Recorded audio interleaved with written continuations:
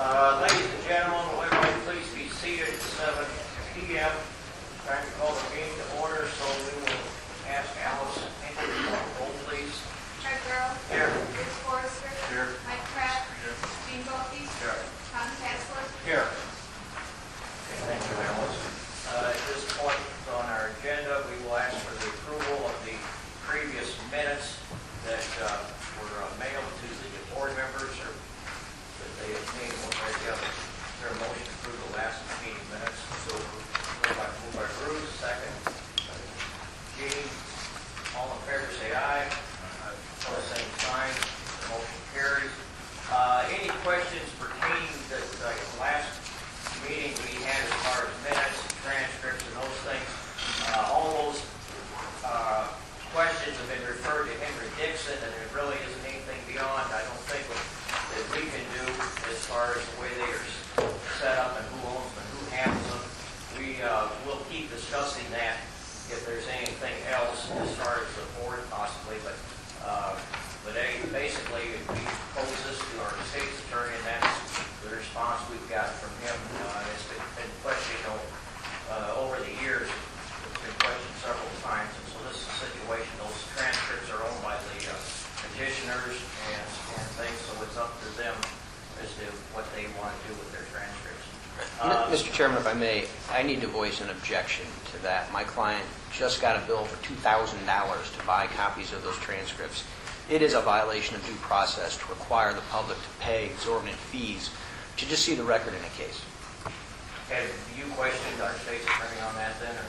I simply don't care what your state's attorney's position on it is. It's a violation of due process. This board should make those transcripts available. They exist. The applicant has paid for them to be generated. There's no reason they couldn't simply be posted on the website. Okay. Really noted. At this time, then, we will. Is there any other questions not pertaining to minutes that need to be brought up? Question. Just quickly, Yes, are they still providing them to the county, are they provided to the county? the transcripts? No. Okay. No. Okay, at this time, then, we will continue our petition, 12-P-1483, for Main Street, and turn it over to Judge Slavin. Good evening, everyone. Welcome to session number 8. Before I get too far into it, I want to make a real quick record that at the beginning of last meeting and afterward, we compared exhibit numbers with our able court reporter, and of course she had it correct. There were actually 2 exhibits marked number 18.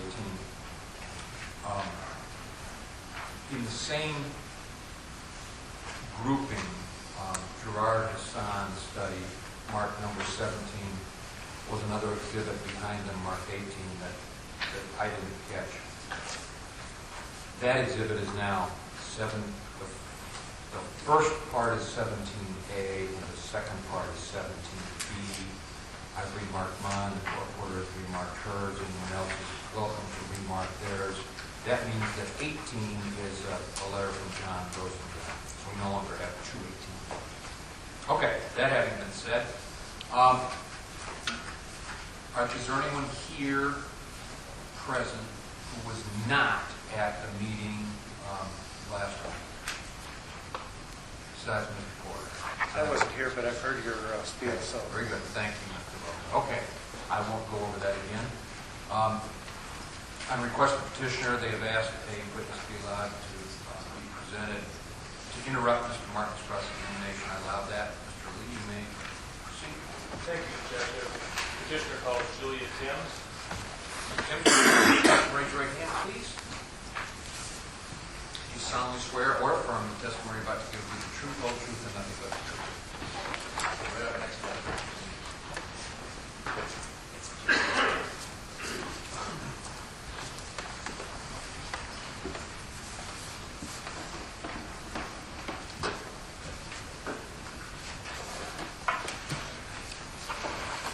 Would you state your name and spell your last name for the record, please?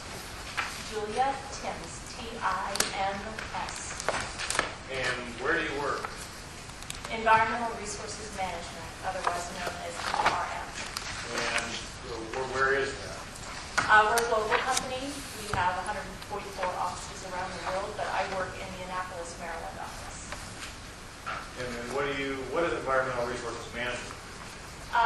We specialize in environmental and social impact assessment and a variety of other environmental types of work. So we do site remediation and environmental studies of all sorts. And what do you do for ERM?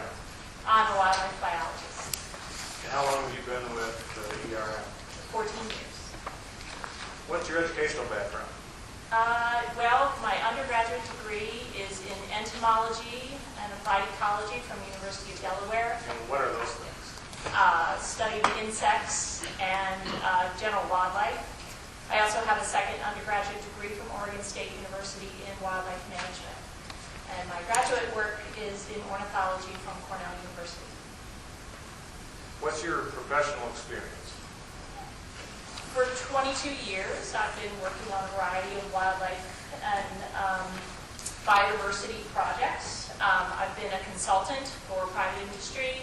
I've worked for the United States Fish and Wildlife Service as a wildlife biologist. I've worked for nonprofit conservation organizations. I've worked for the National Park Service, doing a variety of wildlife, particularly bird studies and environmental management activities. Do you have any professional affiliations? I am a member of the Wetlands Society of America, the Ornithological Society of America. That's other local ornithological organizations and things like that. Have you published articles? Oh, yes. Have you testified in hearings before? Yes. And you understand that the ERM was retained by Mainstream Renewable Energy in regard to the Lee County project. Yes. And what was ERM hired to do? ERM was hired to manage the environmental studies that were conducted for this proposed project. So particularly the bird and bat studies and the herpetological work that was conducted at the site. And herpetological is? I'm sorry, reptiles and amphibians. And is that work you're familiar with? Yes, the standard ecological protocol for wind power projects. They're called pre-construction surveys, and it's a standardized process. And why is those type of surveys relevant to a wind project? Well, those types of surveys are important to understand the potential risks of a wind farm projects on wildlife and plants and biodiversity in general. So pre-construction surveys are important because you conduct surveys of the site prior to any activities occurring there, so you could identify whether there were any potential risks to wildlife or, for instance, protected species, and hopefully mitigate or avoid those impacts should the project proceed. And does ERM perform all those studies itself? We do sometimes ourselves, but we typically work with local subcontractors to conduct these studies because typically many of the species are very unique to regions, and so we like to partner with local organizations or academics or specialists in the particular species where a project is located. So we typically partner with those organizations or individuals, and we work with them to help them understand the context in which they're applying their specialty. So they do the survey work, and then we take that information and we help them understand it in the context of a potential environmental impact from a project. And in regard to this project, what, if any, direct involvement did you have? I've just recently become involved in the project. The project manager for this project just had a baby, and so I was asked to step in for her and help provide some explanation of the environmental studies that were conducted for the project. And I was selected based on my experience. I've been working on wind projects for many years, and I'm an ornithologist by training and understand the potential effects of wind farms on wildlife and plants. So I was picked as the most suited person within ERM to help fill in Heather's shoes. And you reviewed her work and the work that's in the Yes, application? yes, I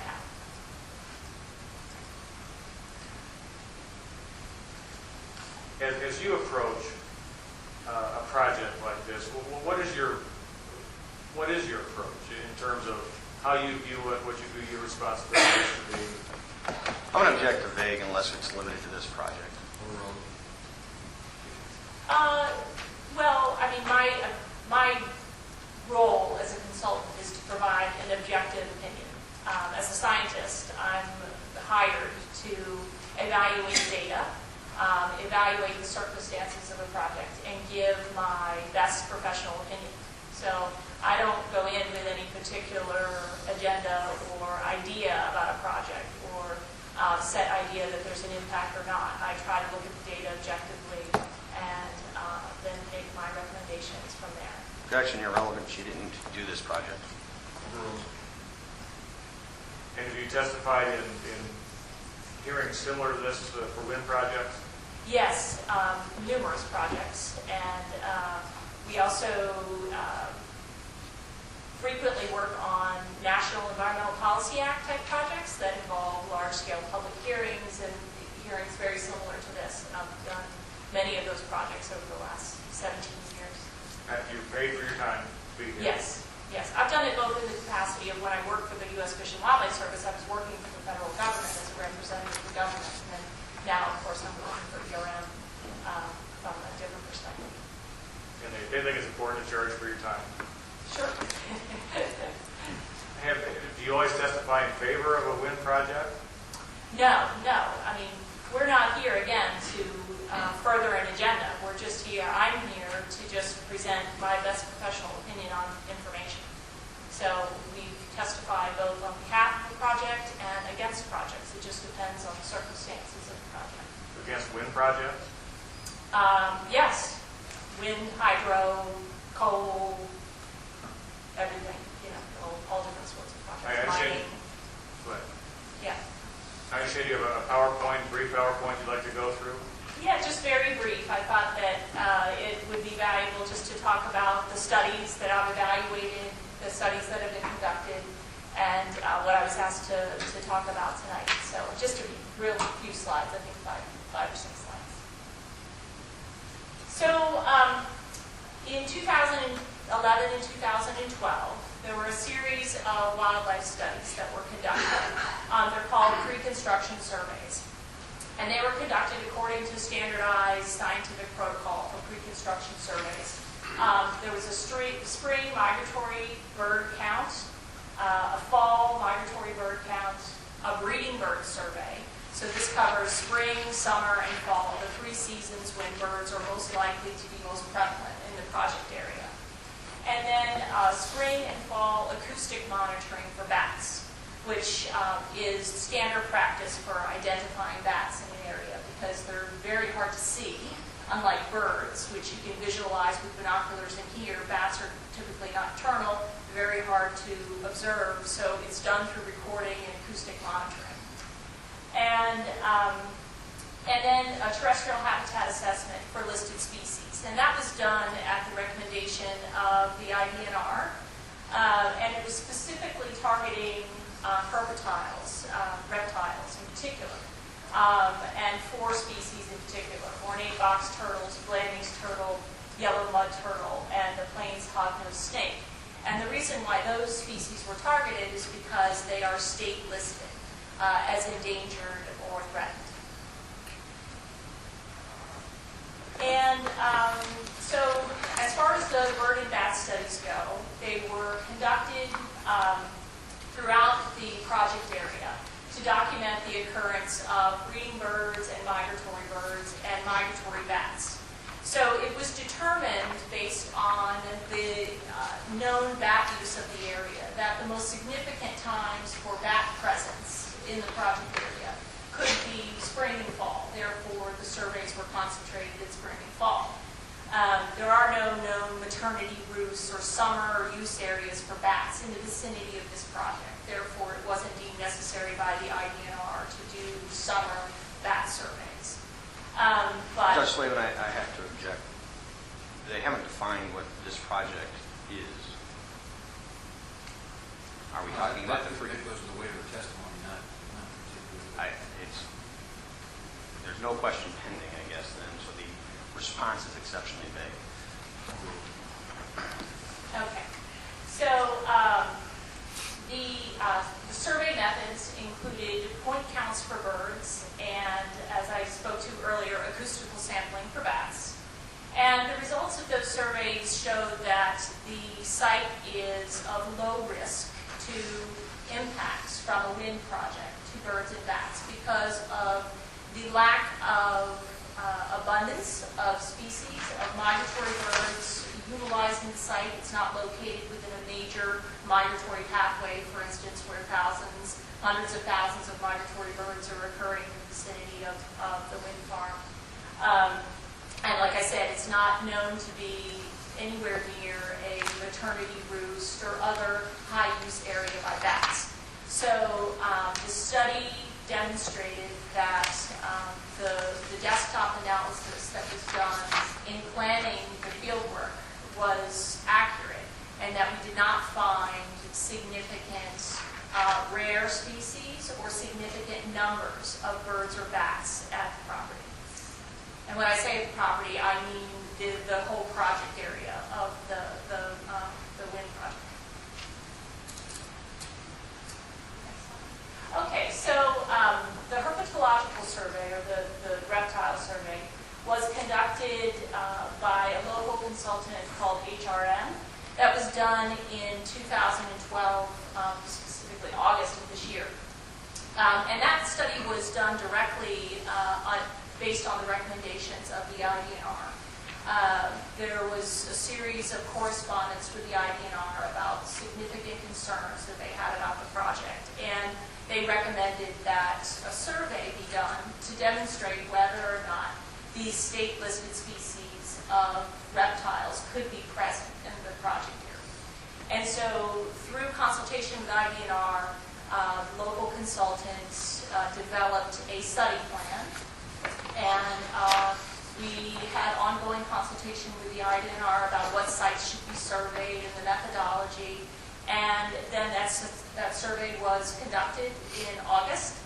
And basically what it did was assess the distribution of the 4 species I mentioned earlier, and also on the potential habitat for those species at the site. So it looked for the actual species themselves and then their habitat. And the survey was done at 22 sites, and then plus a reference site outside of the project area, about 20 miles from the site. And we call that a reference site or control site. So it's looking at a site beyond the project area where you're looking at. And typically it's done in a very natural environment where you would expect to find the species that you're surveying for. And why do you do that? You do it as a scientific control. So you compare the results of your reference or control site to that which you're finding at your own study site to determine if there's wild variations between the data between the two to help explain perhaps some of the circumstances, and to determine that your survey methods are effective. That's really, in this case, the primary reason why a control site was selected, to make sure that some of the survey methodology, specifically the use of dogs in finding the turtles, was going to be effective at the property. So the results of the HERP survey were that of the 22 sites surveyed, there was one species, the ornate box turtle. Shell fragments of this species were discovered at one of the 22 survey sites. And that site was located less than a half a mile from the Foley Sand Prairie Nature Preserve. And that site also was deemed by the experts to provide potential habitat for the other species of concern that I mentioned. So there were 4 species that were targeted for the survey. They found one and also thought that the other 3 species could occur, but they didn't actually document them, but that habitat exists at this one site for all species. They also determined that the yellow mud turtle was not expected to occur at any of the sites except for the site where the box turtle was found. Judge, I've got to object to hearsay. These reports are not being referred to in the record. If this was a courtroom, I would agree with you, but it's not. And then same for the land use turtle. It was also not expected to occur at any of the sites except for the one where the ornate box turtle was found. The survey conditions were hot and dry. There's obviously been a drought, and there's excessive heat in the summer. And that can reduce herpetile detection probability. It actually can reduce detection probability of all wildlife species, just because wildlife is taking cover during the extreme heat and dry conditions. However, part of the reason for selecting the control site was to see whether we were finding, the surveyors were actually finding these species elsewhere, and if they're active. And in fact, they did find one of the target species, the ornate box turtle. Several individuals were found at the control site, as well as non-targeted herpetile species. So species that they weren't specifically looking for, but other species of snakes and amphibians were found both at the control site and at the project area site. So it was determined by the experts that even though detection probability was likely reduced and that there were probably more individuals there than were actually found, they were successfully identifying both habitat for these species as well as the species that were there at the time of the survey. So based on the correspondence with the IDNR that has taken place to date, the IDNR sent a letter this summer, June 2012, recommending 57 measures that they believe would minimize or avoid impacts from this project on various wildlife resources and state protected areas. And Mainstream has agreed to most of the recommendations with a few exceptions. There were some studies that were recommended by the IDNR regarding shadow flicker effects on the regal fritillary butterfly, and some other studies which the IDNR did not provide any clear guidance on why those studies were necessary or how they would be conducted. Those types of studies would be very, very difficult to produce a scientifically valid assessment. And so discussions are ongoing between Mainstream and IDNR about how to deal with those types of recommendations. Also, there was a recommendation for a half-mile setback from the Green River Prairie INA and the Sand Prairie habitat area. And Mainstream is, their current turbine array establishes a 1/3 mile setback from those areas, and so they will be requesting that that be a sufficient protective setback rather than the 1/2 mile. And then their IDNR recommended an FAA-approved audio-visual warning system, and Mainstream contends that that system is financially unfeasible to implement in this project, and that's why they will not be proceeding with that. But the other recommendations have been agreed to by Mainstream, and I believe that a letter will be presented to IDNR shortly describing the process moving forward as proposed by Mainstream. And I think one of the key aspects of the IDNR recommendation was that they requested that Mainstream develop what they call an incidental take authorization, that they apply for that type of authorization for what's called incidental take of these state-listed species. So the state-listed species are protected by the state law, which protects harm or harassment or death of or intentional mortality of these species. So what an incidental take authorization does is it protects the project from liability for unintentionally affecting one of those individuals of a listed species. So Mainstream has agreed to do this, and those applications are in process. Part of what's involved in an incidental take authorization application is what's called a habitat conservation plan, and that details the measures that Mainstream proposes to apply to protect the species in question. So whether it's habitat protection mechanisms or training of staff to recognize these species and move them out of harm's way from construction equipment, et cetera, things like that, the HCP will describe what those mechanisms are. And then that would be submitted to IDNR, and they would go through their review and approval process. And there's an additional species that I haven't talked about, and that's the regal fritillary butterfly. That's a species that IDNR has noted as being of significance in the area. It's another state-listed species.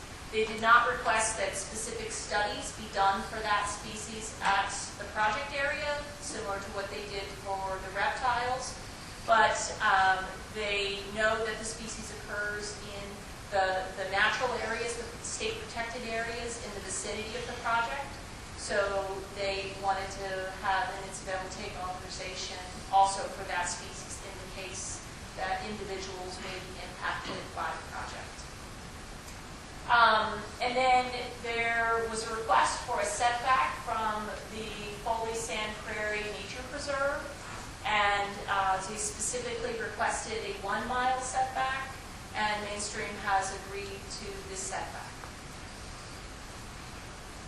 That's it. To Elaine, what's the difference between the Foley Sand Prairie Nature Preserve and an INAI site?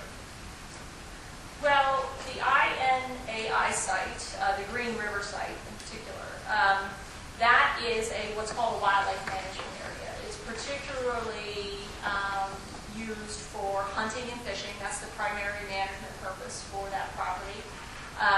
It's different from the Foley site in that the Foley site is considered to be highly environmentally significant and highly ecologically sensitive.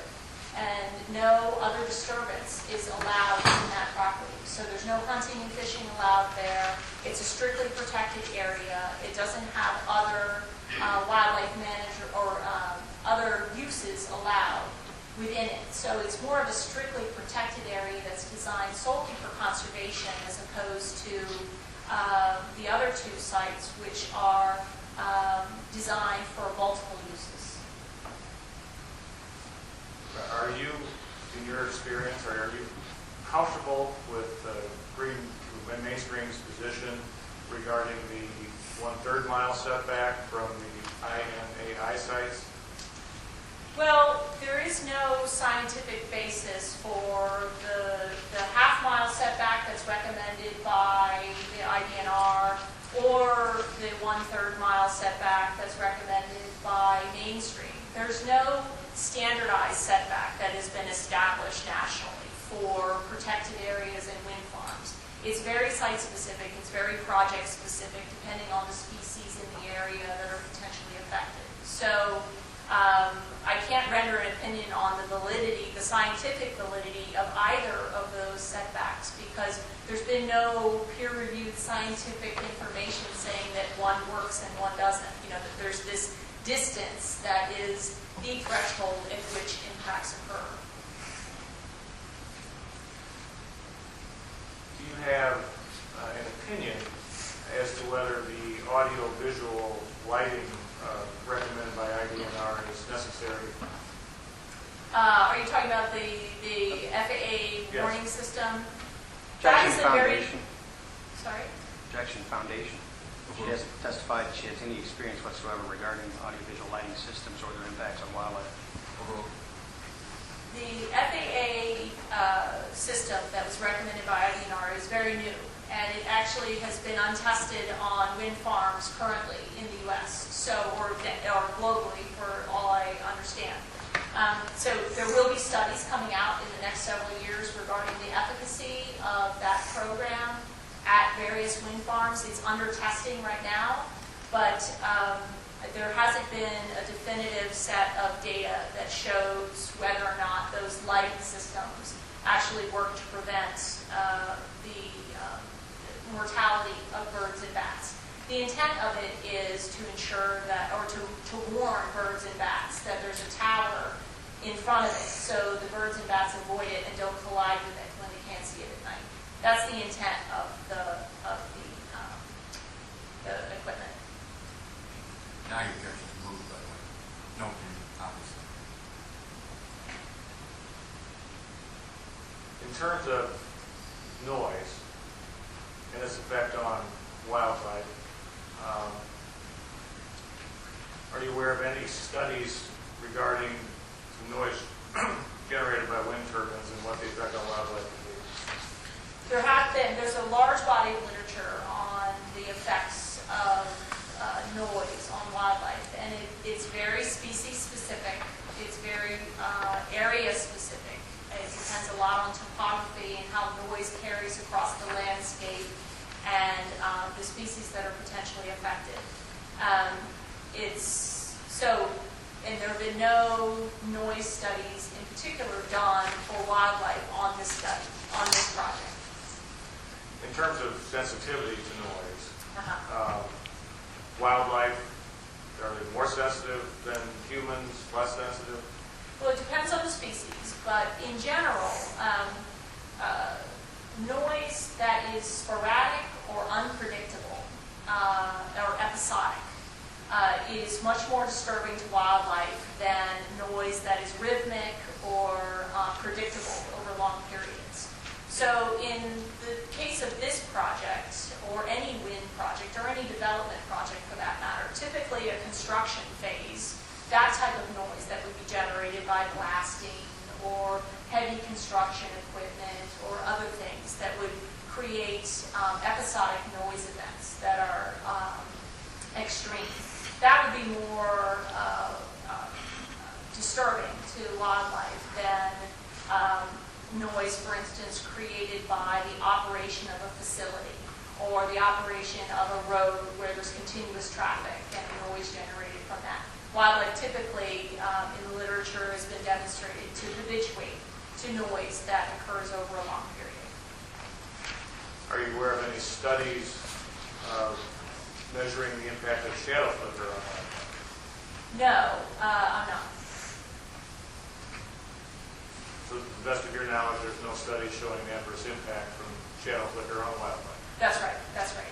It's a very hard thing to study, obviously, because it's hard to tease out what the actual impacts of a wind farm are on wildlife. So, for instance, shadow flicker, it's very difficult to assess how that shadow flicker manifests itself in terms of wildlife. So you may see a change in wildlife populations or a change in behavior, but there have been no scientific studies to evaluate the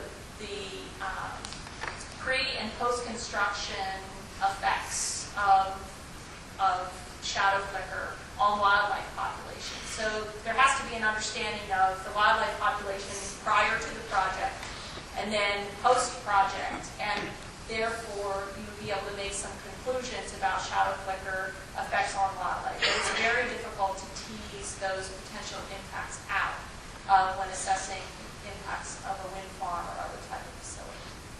Thank you. Thank you.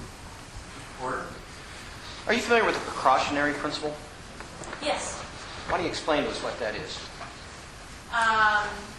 Well, the precautionary principle is applying precautions or caution when developing a project or moving forward with an action and balancing what's known and proven in data versus what's unknown. So trying to strike a balance between protecting the environment, protecting species, and what likely risks are. You would agree that the primary concept of the precautionary principle is that if a development is proposed and the impacts are not known, then the development should not occur, correct? Well, the impacts of any project aren't known. I mean, it's impossible to predict the exact impact of any project. So therefore, if you were to apply the precautionary approach that you just described, no development it's not what the precautionary principle stands for. Isn't it true that if sufficient study has not occurred in order to know or at least adequately predict the impacts of a project, in this case particularly upon wildlife, that the precautionary principle dictates that the project should not occur? Right, but there have been studies conducted for this project. Pre-construction studies very specifically designed to address the precautionary Well, approach. So, no, the pre-construction studies are only surveys of the existing populations, predictions of the existing populations of the animals. but some They're known to be predictions, threatened. It's correct? actually surveys of the populations that are occurring there. So it's not a prediction of impact. It's solely to describe existing conditions within the vicinity of the project site. That's what The pre-construction surveys make no effort whatsoever to predict the impacts on the found species, That correct? is not the purpose of a pre-construction survey. Right. The purpose of a pre-construction survey is specifically to address the existing conditions within the property in question. Right.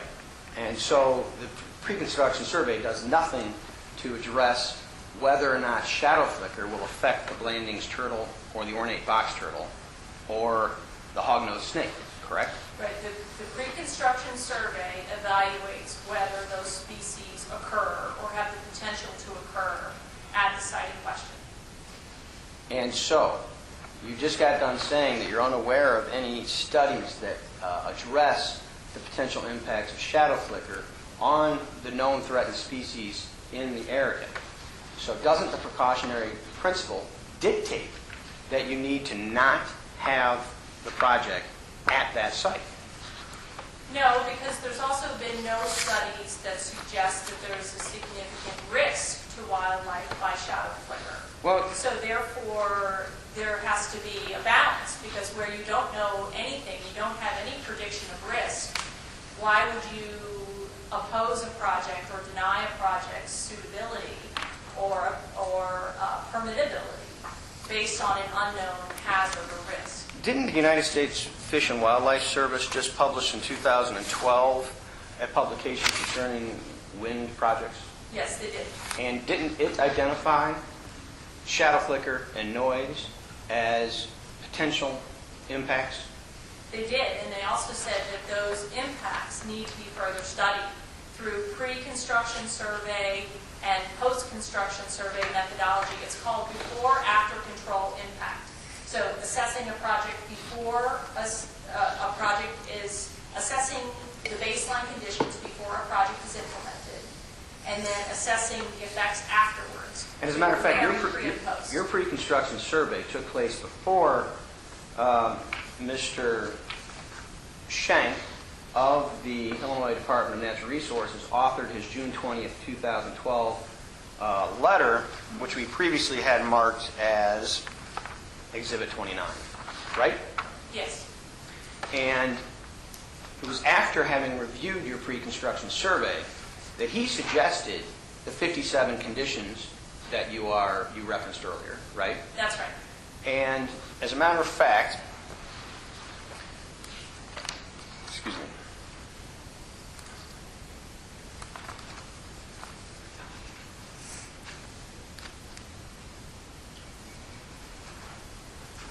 Mr. Schenk came to the conclusion that it is like that the proposed Lee County project was likely to adversely modify environmental conditions at the Foley Sand Preserve. Is that right?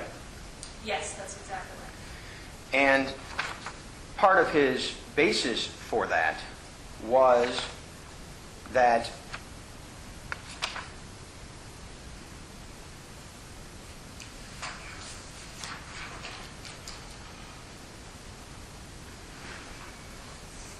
the nearer turbines, that certain turbines would be impossible to ignore to that nature preserve, and the visualization of the nature preserve would be reduced nearly to zero, right? And that's referring to human impacts, not wildlife. He also found Aesthetic impacts. He also found and was concerned that shadow flicker in the nature preserve might cause problems for the wildlife at that preserve, is that right? That's right. He- Again, and he also states in the letter that this is a potential issue and that there have been no studies to document that they know that this is going to occur or even think that it's a significant risk, but that it is a potential. Which is He why, does cite that in the letter. which is why he recommended that the county impose a 1-mile setback from the nature preserve, because the issue regarding shadow flicker had not been adequately studied yet, right? Right, and Mainstream has agreed to do that. And we also have, though, the INAI sites. And you've kind of mixed your metaphors in relation to the INAI. You're right that the Green River State Wildlife Area is a hunting area. But not all INAI sites allow hunting, do they? No, but the Green River site in question, the site that's located in reference to this project. Well, that's not the only INAI site in relation to this project, right? No, but in Lee County, there's 3 sites. And there's the Sand Prairie, the Green River, and Foley. And the Sand Prairie Habitat Area is an INAI site. That's right. Does it allow hunting? No. Okay. But it So allows other multiple uses other than hunting. earlier when you indicated that INAI sites allow hunting, that was only in relation to Green River. You're not No, no, saying no. that all INAI I sites think you allow. misunderstood what I said. I said that the other areas allow mixed use, including hunting and fishing. So mixed uses meaning it can be a whole variety of things. It can be hunting and fishing, picnicking, other recreational activities, ATV use. I mean, it can be a whole suite of things. And each site has its own management plan that dictates the allowable uses of those sites. Have you been involved in the permitting or the determination of a nature preserve site in Illinois? No. Are you aware that the first step in that process is becoming an INAI site? No? Are you aware that an INAI site is automatically eligible if the owners of it so desire to become a nature preserve? No? Is that relevant Now- to this proceeding? I don't understand. Well, I will elaborate. Have you conducted any type of analysis as to whether or not the species and habitats of the Sand Prairie Habitat Area and the Green River Prairie and Wetlands are somehow less unique or rare as the Foley Sand Prairie Nature Preserve? No. As a matter of fact, isn't it true that the Sand Prairie Habitat Area is actually a more unique habitat than is available at the Foley Sand Prairie Nature Preserve area? I don't know because I haven't studied the 3 preserves. Have you visited the 3 preserve? I'm sorry. Have you visited the 3 sites? Isn't it true that the IDNR report clearly indicates that the risks to the Sand Prairie Habitat Area, INAI site, and the Green River Prairie Wetlands area are the same as they were for the Foley Sand Nature Preserve? They do discuss the same risks in general, but they don't discuss the magnitude of the risks at the 3 sites. They don't discuss any difference in magnitude of concern at one site over the other. And in fact, their letter would suggest that they are most significantly concerned with the Foley site, given that they requested a 1-mile setback from Foley versus a half-mile setback from the other 2 sites.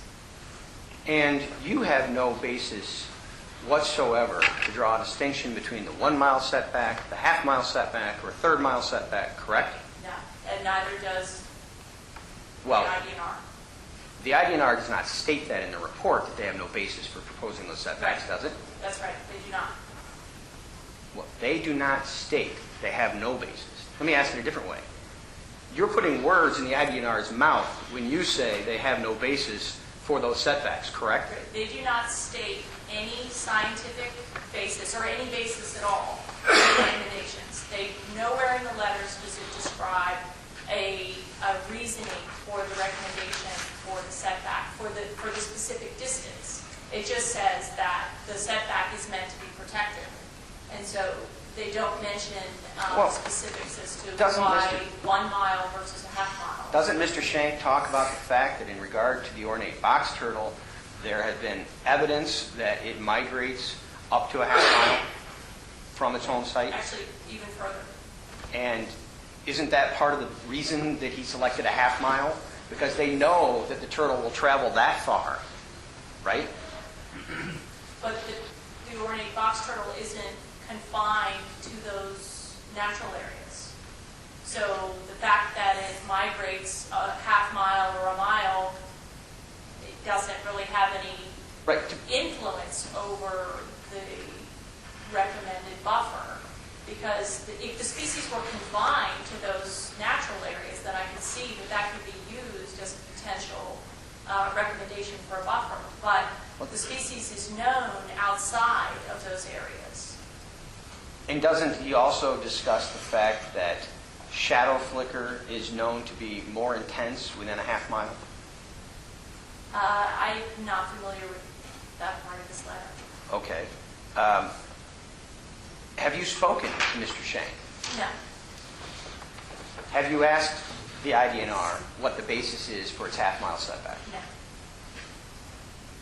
You're aware that he indicated turbine noise differed from other rule noise as it was constant and covered different frequencies and harmonics, right?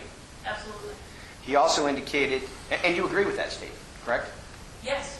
He also indicated that wind turbines generate microseismic vibrations proportional to wind speed and blade passing frequencies, which depend on geological conditions, which can easily be detected with instruments as far as 6 miles away, right? Mm-hmm. And you agree with that statement? Mm-hmm. Yes?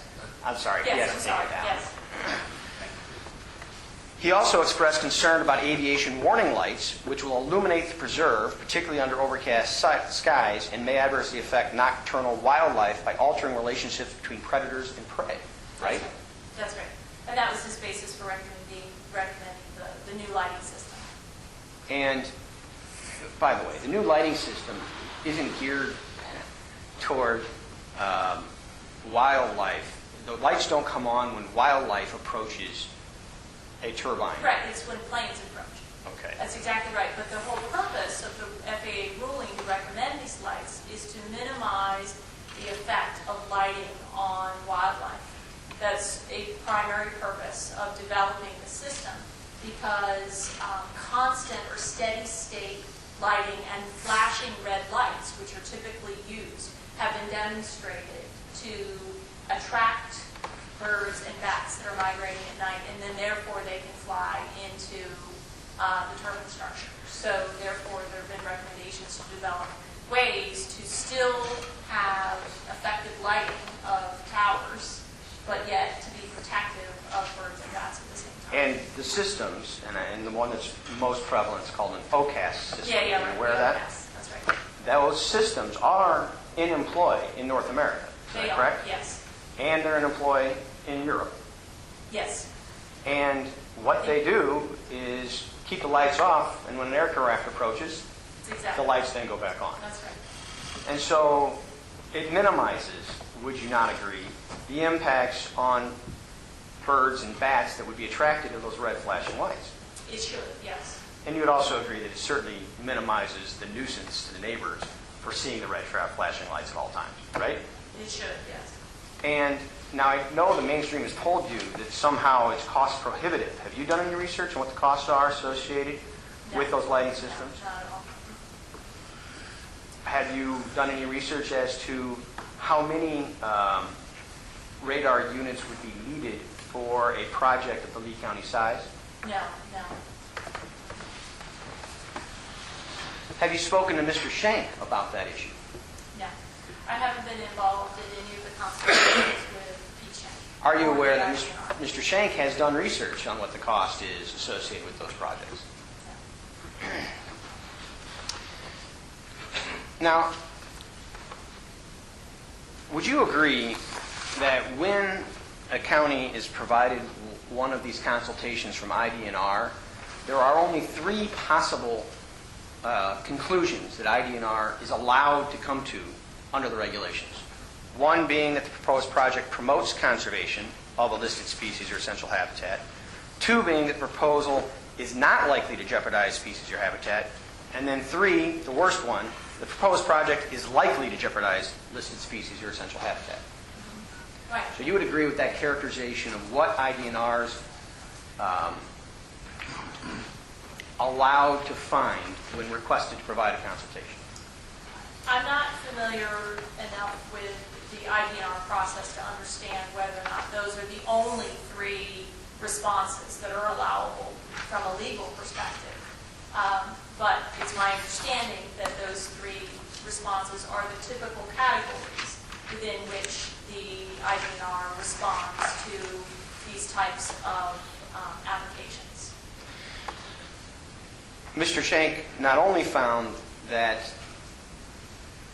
the proposed project was likely to impact the nature preserve, he also found that the project is likely to adversely modify habitats within the Sand Prairie Habitat INAI site and the Green River Prairie Wetlands INAI site. Correct? Yes. And in order to address those impacts, he suggested the half-mile setback. That's right. Well, the half mile for the two and 1 mile for both. And has Mainstream given you any explanation, other than the fact that they don't want to move their turbines, for refusing that setback? No. And you certainly never told them a third mile would be okay, did you? No.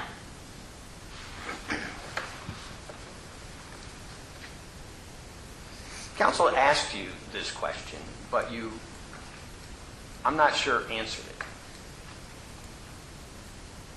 Mr. Shank, obviously, pursuant to the plain language of his report, believes that at least a half-mile setback should be imposed as to those INAI sites. Agreed?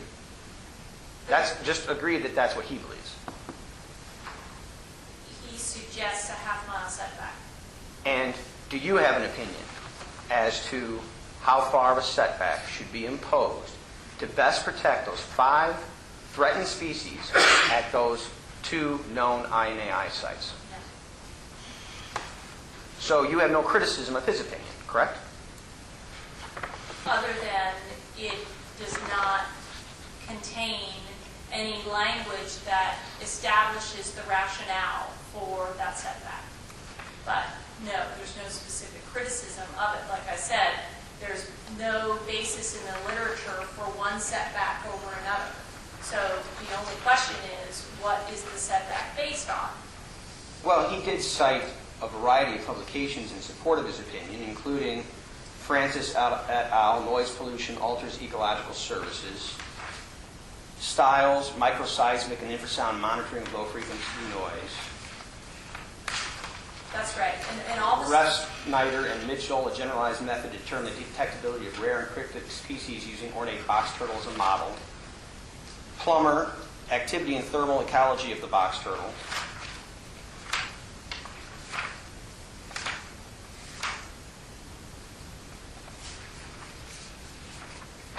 As well as his own experience and expertise, correct?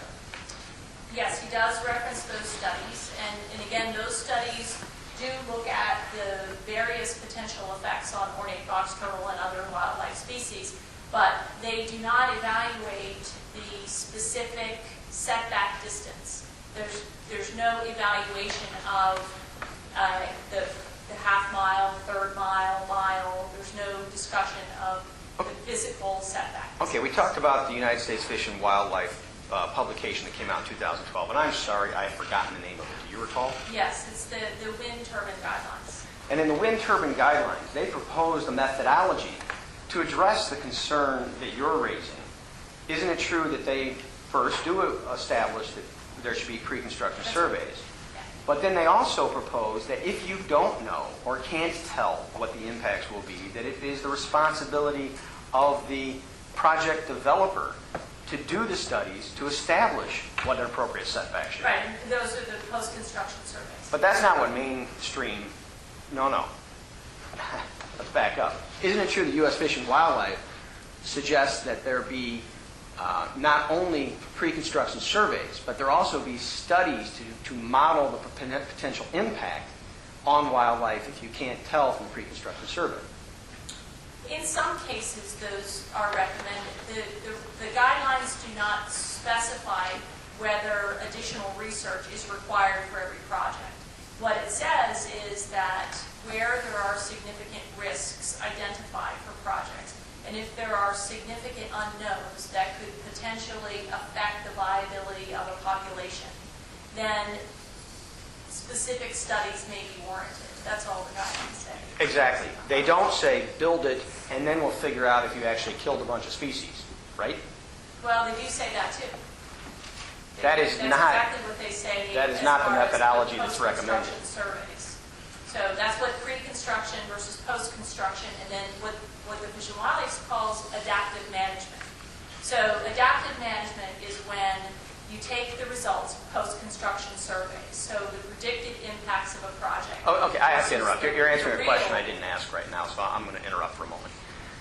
The U.S. Fish and Wildlife Service indicates that if you do a pre-construction survey and you can't tell what the impact is going to be, then you move on to another methodology of predicting that impact by conducting appropriate studies before the project is built. And if it determines that there's going to be an impact, you should avoid the project and not build it. That's what the methodology is. If you go ahead and build it after coming to a conclusion that there's not going to be an impact, then you do a post-construction survey to determine if your modeling was correct, right? The guidelines do not specifically recommend that additional studies be done for all projects. They only recommend that additional studies beyond standardized pre-construction surveys, or what they also call an avian risk assessment, or an avian and bat risk assessment. They don't specify additional requirements for additional studies. They just state in very general terms that if there are significant issues identified that have a measurable impact that can be reasonably studied, then those are recommended. But there are no requirements. And the entire guidance is just that. It's just a guidance.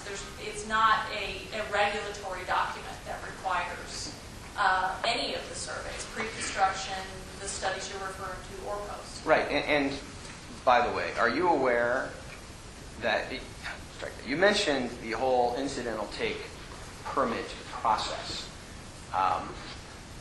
Are you aware that whether or not an incidental take permit is allowed, there's nothing that would stop Mainstream from building its project unless this board institutes some type of condition? That's right. So the incidental take permit process is a process without teeth, correct?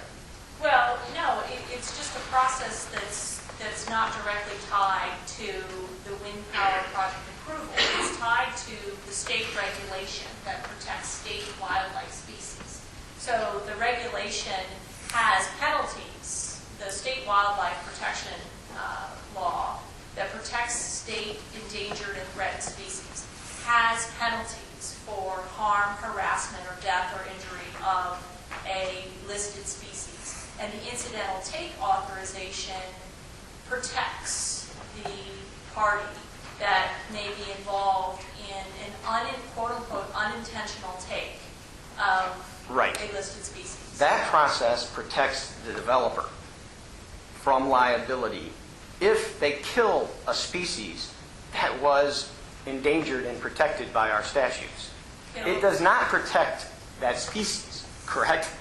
Well, it does both, actually, because as part of the incidental take authorization process, a habitat conservation plan is required. And that habitat conservation plan incorporates protective mechanisms and mitigations, oftentimes enhancements and things like that, that serve to protect and or enhance the viability of those species. But if Mainstream decides, you know what, we don't want to do what IDNR is telling us we have to do to get an incidental take permit, then they can just walk away and go ahead and take the risk that if somebody finds out they killed some of these species, then they'll deal with that lawsuit later.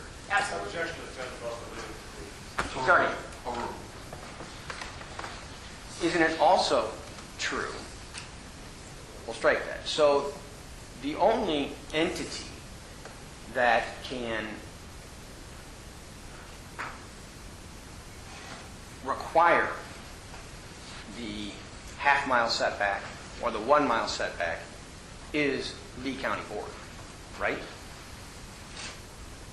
I can't answer that because I don't know the legal proceedings in the state, I'm sorry, or the county. I don't know if there's other authorizations that could be provided. In relation to the Green River Prairie Wetlands INAI site, that's contained within the boundaries of the Green River State Fish and Wildlife Area, is that right? Yeah. And that is one of the largest remaining remnants of the Great Winnebago Marsh, which once covered hundreds of square miles, is that correct? That's right. It contains diverse ecosystems ranging from dry gravel prairies to marshes and bogs. That's right. Within that area, there are 44 species which have been reported nowhere else in any area of Lee County. Is that right? Yes. Mr. Schenk determined that there were 18 wind turbines proposed within 1 mile of the Green River State Fish Wildlife Area. Is that correct? Yes. And he had also made conclusions that, at least in relation to the nature preserve area, he believed at least a mile setback was needed to protect that nature preserve area, correct? For Foley, yes. And I think you've pointed out, but I'm going to ask you again, you would agree that he really drew no distinction as to the potential impacts to the INAI sites versus the Foley site, right? No, he did not. He cited the same general impacts, shadow flicker, illumination, things like that, for all of the sites. The same exact language verbatim was repeated in each section of the letter. He did state, though, that he actually believed, as the representative of IDNR, that within 1 mile of the Green River State Fish and Wildlife Area, there will be impacts registered stemming from visibility, flicker, noise, vibration, and intermittent light illumination, correct? I believe, I don't have the letter here in front of me, but I believe it said that he believes that there's the potential for impact or significant impact within that 1 mile area. And you have no reason to dispute that belief, do you? And despite that belief, Mainstream is not willing to even impose a half-mile setback, correct?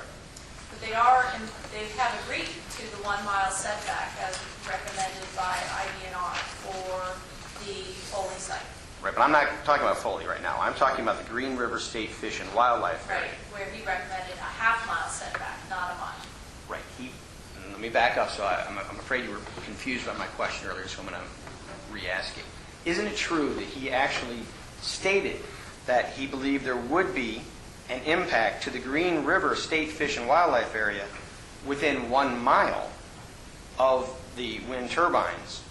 I need to withdraw the question and start over. Isn't it true that he said that the Green River Wildlife Area would register impacts if any turbines were within 1 mile of that area? I'd have to look at the letter to look at his exact language. But he did recommend a half mile setback from that site as opposed to the mile that he recommended at the Foley site. Correct. And Mainstream is refusing that half mile, right? Mainstream's current turbine array has turbines within 1/3 mile. And so they'll be consulting with the IDNR about the possibility of having 1/3 mile setback versus 1/2 mile. So they haven't refused anything. I think it's part of a consultation, ongoing consultation process. And again, I'm not able to speak for Mainstream. We have to ask that question to Mainstream about what they're... Well, there is no ongoing consultation process in regard to the letter that was provided by Mr. Schenk to Lee County, correct? there is ongoing consultation with the county with the IDNR until, because basically the IDNR is now waiting for Mainstream's response to that letter. So, This letter wasn't addressed to Mainstream, was it? it was addressed to the county. However, there is, because it involves Mainstream directly, and Mainstream has to agree to these mechanisms or not, they're a consulting party in this process. Incorrect. Isn't it true that at page 28, IDNR states, consultation on the part of the department is terminated unless Lee County desires additional information or advice related to this proposal? Okay.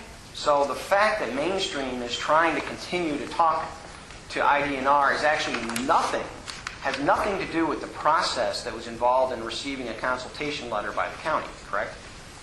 I'm not familiar enough with the process to be able to answer the question.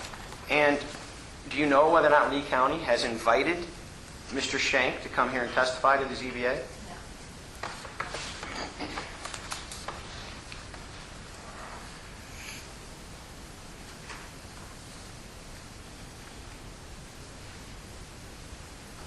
Are you aware that Mr. Shank came to the conclusion that the project was likely to adversely modify the sand prairie habitat area? Right, it was part of the same letter. And Mainstream has proposed 9 turbines within 1 mile of the sand prairie habitat area, is that right? I believe so. And the sand prairie habitat area provides at least 6 state-listed endangered... I'm sorry for speaking so quickly. The sand prairie habitat INAI site provides essential habitat for at least 6 state-listed endangered or threatened species and potentially 2 others, right? Yeah. And you agree with those findings, is that correct? Yeah, and there's no reason to suggest that those findings are not accurate. It's state public information. And 4 of the 9 proposed turbines are within a half-mile of that site, is that right? Again, I'm not familiar with how the turbine array relates to the setbacks itself, so that would be a question that we have to be for Mainstream. And again, isn't it true that the department was of the opinion that turbines within 1 mile of the sand prairie habitat area site would register impacts due to visibility, flicker, noise, vibration, and intermittent illumination? Again, he used the same language that he used for the Green River site, and that impacts could potentially occur within that area, and he recommended a protective setback of 1/2 mile for those sites. You mentioned, well, you seem to somewhat take issue with the bases for his conclusions concerning impact. Isn't it true that he discussed in that report the Ryan wetlands and sand prairie? Yes. And isn't it true that he came to the conclusions that the Ryan wetlands and sand prairie was significantly affected by both turbine noise and shadow flicker, even though there were no turbines closer than a 1/4 mile? Again, his letter does not say that those areas would be affected. He suggests that they may be affected. Well, in regard to the Ryan area, he said it is significantly affected, correct? But the project hasn't been built, so there's no rationale for is significantly All affected. right, we're having a miscommunication. The Ryan wetlands and sand prairie area is actually not in close proximity to this proposed site, but it is close to another turbine facility that is built. Right. Yeah, I know what part of the letter you're talking about now. And isn't it true that he spent pages... Can we give the witness a copy of the letter? I'm happy to do that. I've got it. This was previously marked as Exhibit 29. I had additional copies. Yeah, I approached it. Yeah.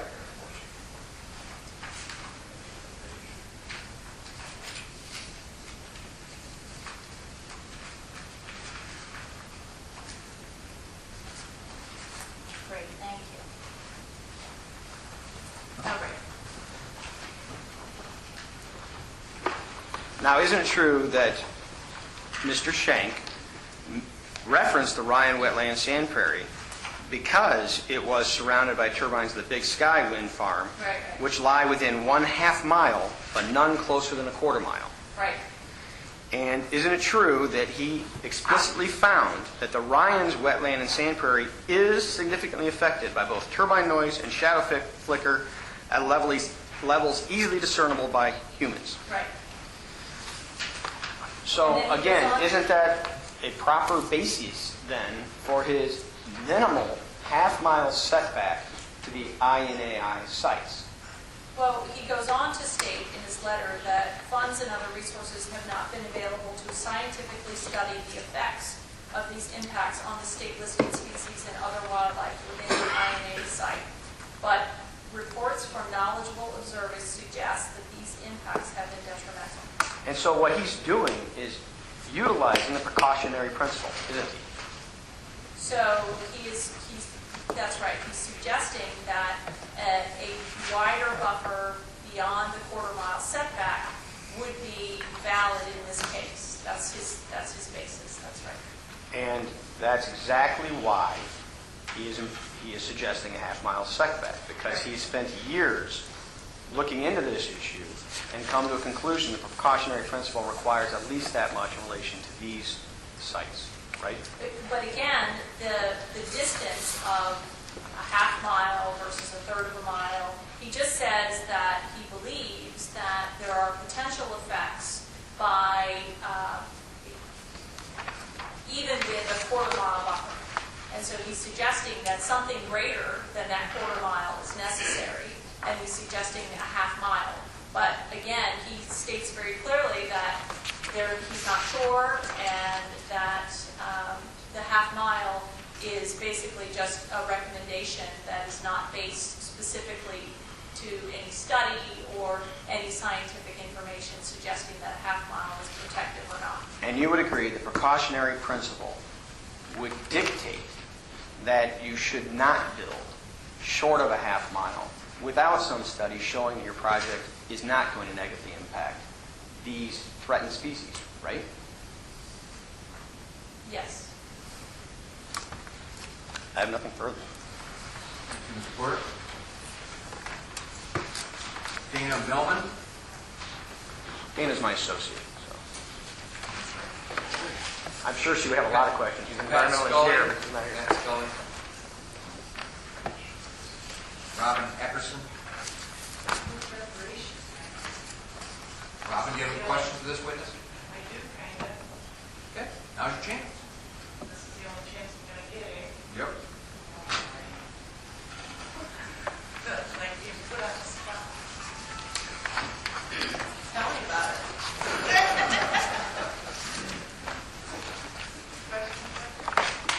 You're welcome to hear. Over there, you can stay there. If you want to use the table, Robin, you go right ahead and use the table. Huh? What do you think if you want to use the table? I don't bite.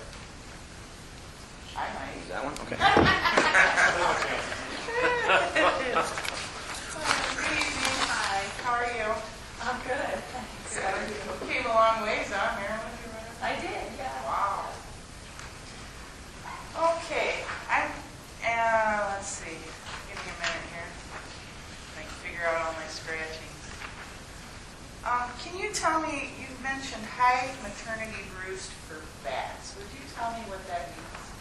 Sure. A maternity roost is where individuals aggregate during the summer months when the females are brooding young, and right after they give birth to their young, and they have significant caregiving. So it's typically the summer months, maybe April through September.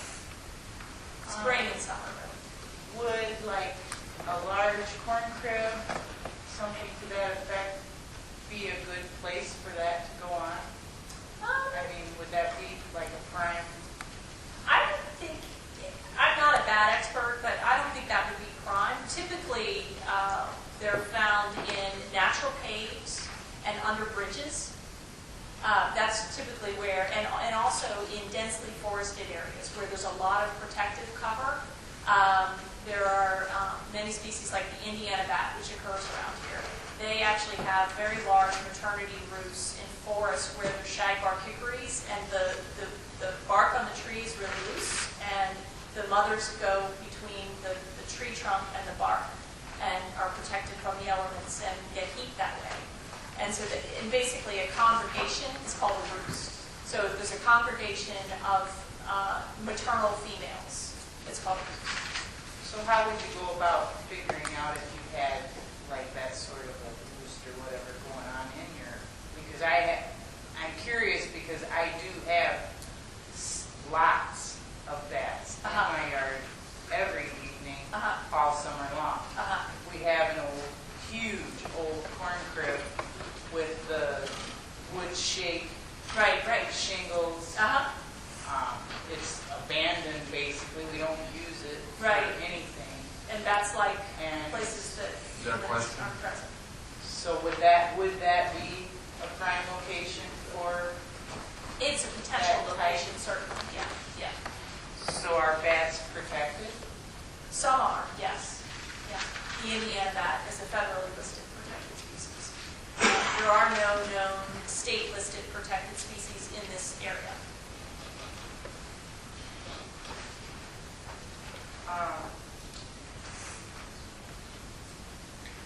What would you say would be a safe distance from the turbine that would not affect a bat as far as their life, their livelihood, their existence? Because of the sonar, Yeah, the vibrations and the noise and such that the turbine puts out, I would think a bat would Wait a minute, be... you asked her question, give her a chance to answer the All right. question. We'll start there. I'm not a bat expert, so I can't give a specific threshold, but I can comment that I do know that it's dependent on the species. So some bat species are more tolerant of disturbance in general, and noise and vibration and other potential effects from wind farms than others. So it would depend on the species, and it would depend on the landscape in the area. So whether there's barriers, so whether there's vegetation screens between the site and the wind turbine, for instance, that can block some of those effects. There's a whole lot of different parameters that can affect the viability of a roosting colony or other use area by bats. So it would be very site-specific and species-specific. It was stated a little earlier that the vibration can be picked up to a 6-mile radius. Is this true? Yes, that has been shown, in various species. Would a bat be considered extremely sensitive to this radius? And again, Because of the way they... well, I think that there is a difference between detection of a vibration and manifestation of a physiological or behavioral effect. So while an individual may perceive a vibration or some other effect, I think that a professional opinion would need to be provided on where that effect has an actual impact. So we perceive things all the time that really have no impact on our viability or happiness or whatever. And I'm sure wildlife is the same way, right? So, but there gets to be a point where it begins to adversely affect well-being and physiological health. So the same is true for humans as would be true for any wildlife species. Would you say, in your opinion, that, say, 3 to 4 turbines within a quarter mile of a bat habitat would affect those bats in an adverse way? I don't know. Has there been surveys, to your knowledge, done on this subject as to what impact the turbines have on bats? Well, the surveys that were conducted for this project were specifically related to the presence of bat whether there were significant congregations of bats or rare species. What about other projects? Yeah, I mean, there are a lot of projects that have impacts on bats, absolutely, sure. And it again depends on their proximity and the use of the habitat by the bats and other factors. Wouldn't it stand to reason that if it affected bats in other places, it would affect the bats in this area primarily the same way? And again, it would depend on if it's the same species. Different species of bats live their lives differently? Yeah, oh yeah, yeah. They have different habitat requirements and different disturbance tolerance thresholds.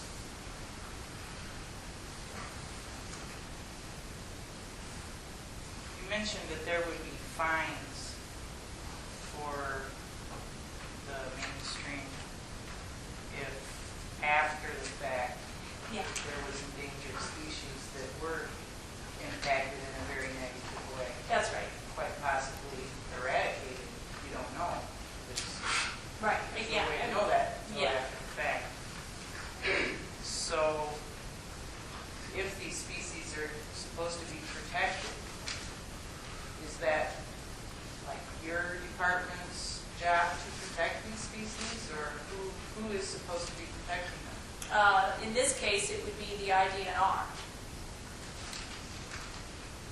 And if the IDNR is supposed to be protecting them, I don't understand why then, if there's a chance that they're going to be harmed, that anything would be allowed. Because That's a that speech. would You not- got to ask her a question, Barbara. would that be protecting them by allowing that? Well,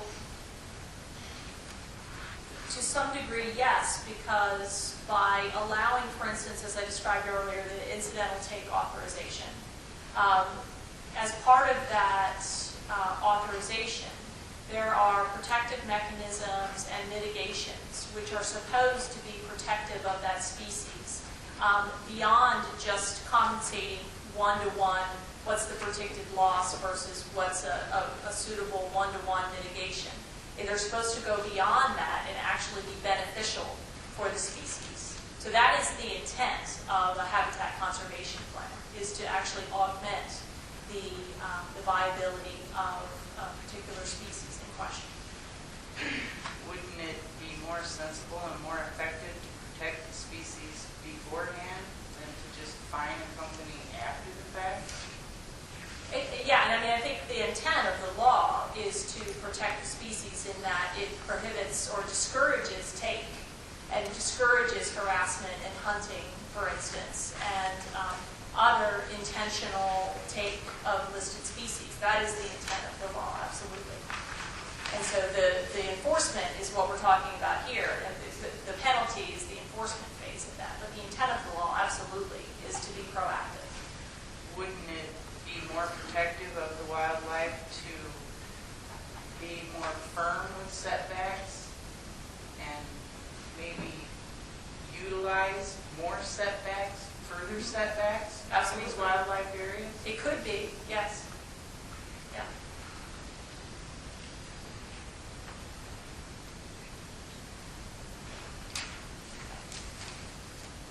If a person thinks that they have some of these protected species or may have protected species in their own property, Right. how does a person go about establishing that as a matter of record? Yeah. To help them to be protected? Right, right. Well, definitely the first step would be to contact IDNR, and then they would have staff come to your property and evaluate it. Yeah. Would they then send someone to look and see exactly what? I would assume that they would, or they would give you a list of qualified specialists that could do an independent survey. But I'm not familiar with IDNR's process in that regard. But typically, that's what state and federal agencies do. Illinois Department of Natural Resources? Yeah. it's the Department of Ecosystems and Environment.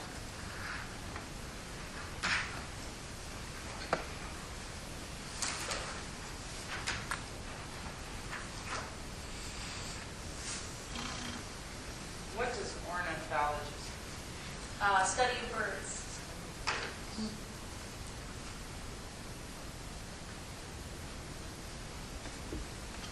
I think that's.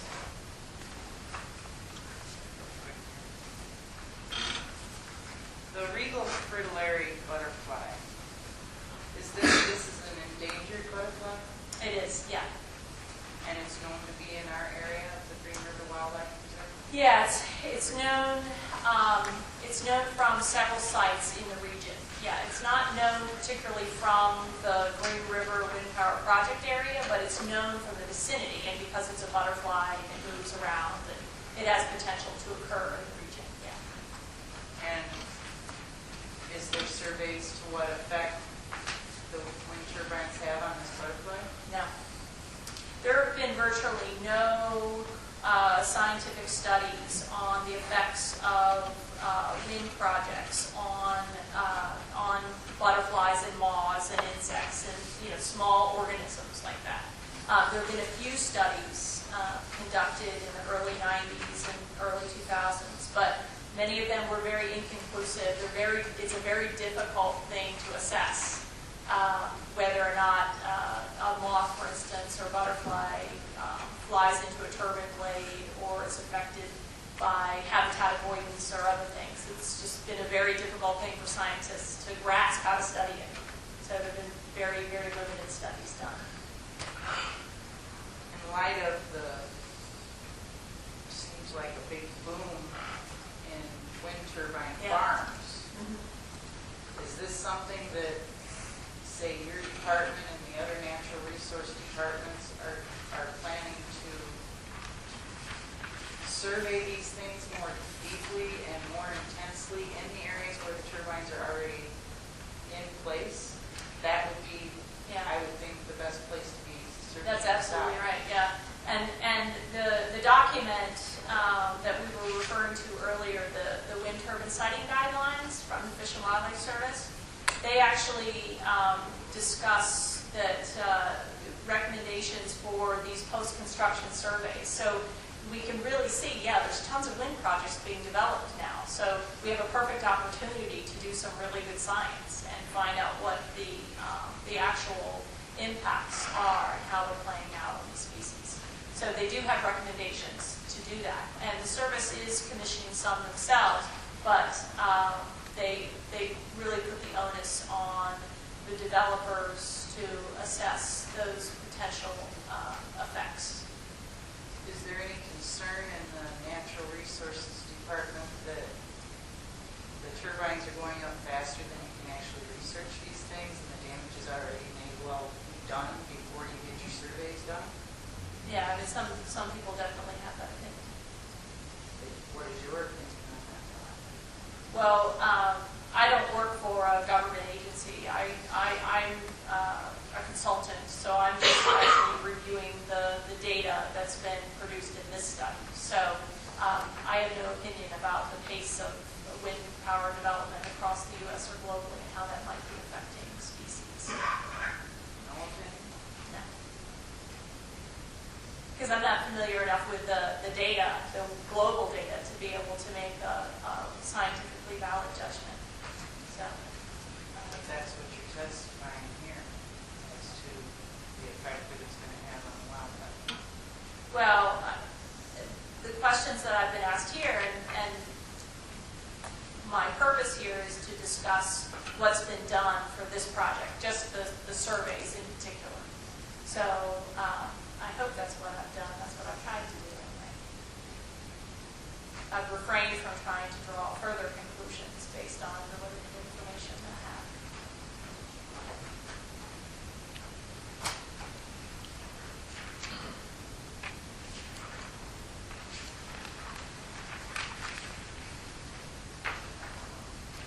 That's all I got. Thank you. Catherine Gaither? Kendall Gaither? Giles Cavlich.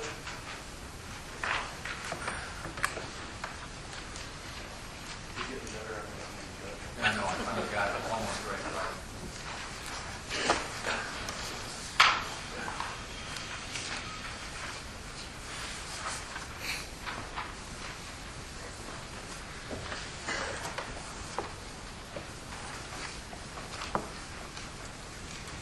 Good evening, can you meet spelling name? Nope, we've got it. Excellent, thank you very I'm much. sure she does. Good evening, Ms. Lee, how are you? What generally happens should your company recommend that a WEX project not be completed? How often is it not constructed? Well, I mean, that's a difficult question to answer because we're not typically asked by a regulating body to deny or approve a project. I mean, that basically our role is to assess the potential impacts of a project, whether they're good or bad, and then we report that, and then the governing body makes its own independent assessment or decision based on our assessment. So we don't really render opinions about whether regarding approvals for projects. Do you have any interest in following up to find out if a project has been completed that you may be strongly against? Yeah, I mean, I have general just scientific curiosity about the long-term effects of wind power projects. Absolutely, yeah. What have your results been? Well, I follow the literature, and the consensus now is that some wind projects can have significant effects on particular species, depending on where they're located and the specific circumstances, and that other wind projects have virtually no detectable impacts at the population level for various wildlife species and biodiversity. So it really runs the gamut, and it's very project specific. Do you follow up with any of the projects that you, well, actually any of the projects, whether you've recommended or Yeah. recommended denial? Well, she's already said she doesn't recommend or not recommend denial. Okay, I apologize. It must be fair to the witness to at least ask questions that are based on what she said. Well, okay. On the ones that you thought were a good idea, or the ones that were safe, and the ones that were safe to wildlife versus the ones that may be at risk for wildlife, I'm going to strike that because I think I've asked that question.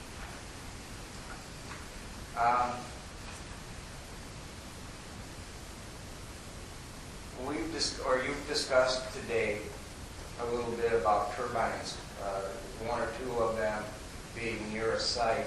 I was wondering if you have any studies that would address the risk to wildlife if there were a number of turbines within a given area. Is there a cumulative effect?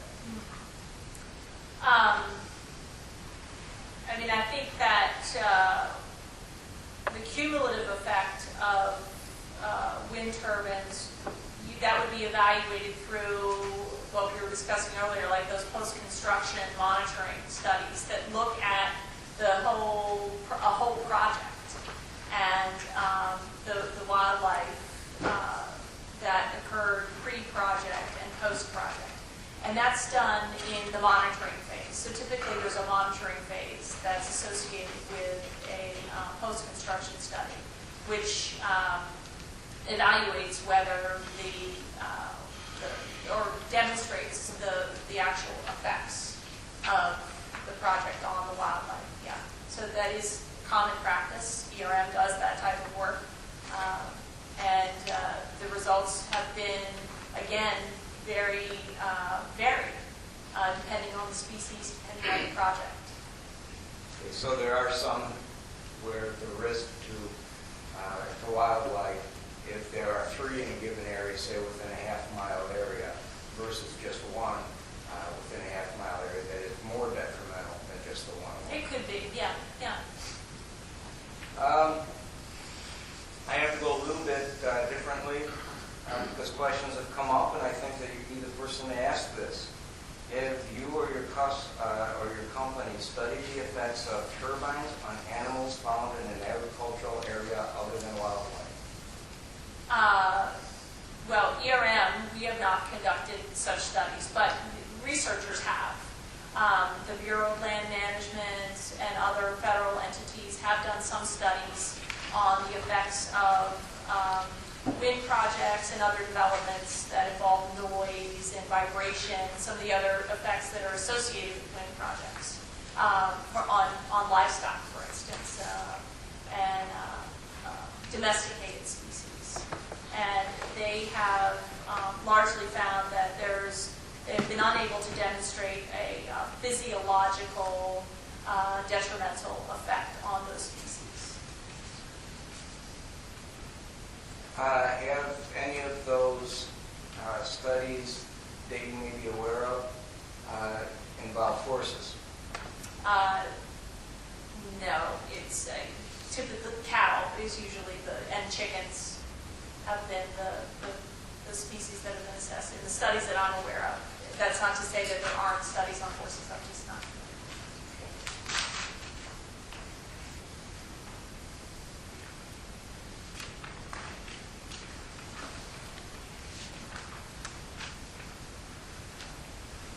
Are you familiar with any studies that may have been done related to bees or beehives? No. To my knowledge, there have been no studies on bees. I've never seen it in the literature.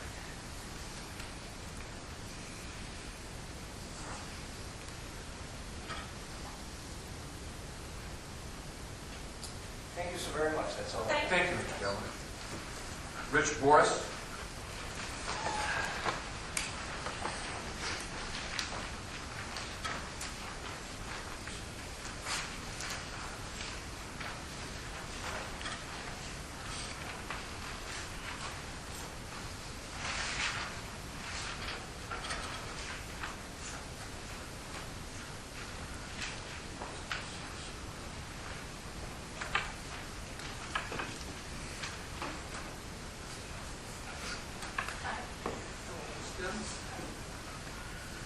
I'm a nice guy instead of, in spite of what everyone else says.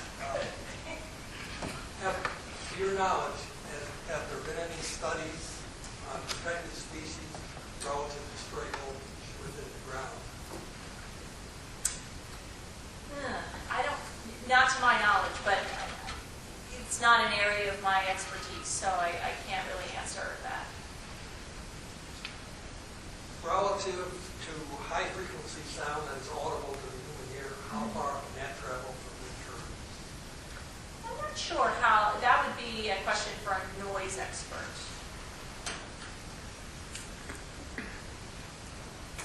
Wouldn't that be a component of trying to protect the species that the state has identified? Right, noise effects, yeah, and that was recognized as a potential impact by the IDNR and cited in the letter. Absolutely, yes. Have you read anything that audible sound can travel more than a mile? Oh, yes, sure. But I don't know that that's specific to a wind turbine, but just in general, audible sound. Yes. Have you read anything that says audible sound from wind turbines can travel a mile or more? Again, because I don't know the noise, that type of noise literature, I can't answer the question definitively. Are you aware of how our low-frequency sound carried? Isn't that a component in assessing impact on protected species? The effects of noise are a significant topic of research, not necessarily just related to wind projects, but just in general, noise disturbance on wildlife has been widely studied, yes. So relative to the impact on protected species, don't you have to take that low frequency sound and high frequency sound into your study models to determine the impact on the protected species? Yeah, and I think in this case, the recommendation from the IDNR is partially based on their concern about potential effects related to noise on the listed species. But even they state that there are no studies that specifically assess the effects of noise on those species or how far the noise travels or anything like that. I think that would be need to be assessed by a noise-specific expert. Who wouldn't deal with the impact on the species itself? Yeah, so basically it would be the type of assessment where a noise specialist would be able to inform IDNR, for instance, the likelihood of noise traveling in this specific area, because of course it's all site-specific and area-specific. So that type of information could be used by IDNR to make a judgment about potential impact, sure. So within the state of Illinois, only the species that are listed are the protected species. That's right. The significant taking of any other species then by default is okay under the law. Well, there are other wildlife laws that protect wildlife that are at the federal level. So the Migratory Bird Treaty Act protects migratory birds. There's various other laws that protect specific species. But you're right, the state law here in Illinois is the primary mechanism for protecting species. And other species that are not listed, per se, on the Illinois list are certainly less protected than the species that are on it. And there are no laws that protect the studies required for farm animals. Is that correct? That's right. That's right. So any impacts on down the state is okay then? I don't think that's a fair question of any witness. I mean, that's asking somebody how your next door neighbor feels. Okay. First of all, who's the state of Illinois? Which one of the 6 million of us? Legislature. Post-construction monitoring, I believe you testified, was done by the wind developer. Is that correct? Yes. Okay. From a profit standpoint, what incentive does the wind developer have to flag takings of birds when that is going to cost them potentially tens or many more thousands of dollars? Is that potentially a flaw in the process?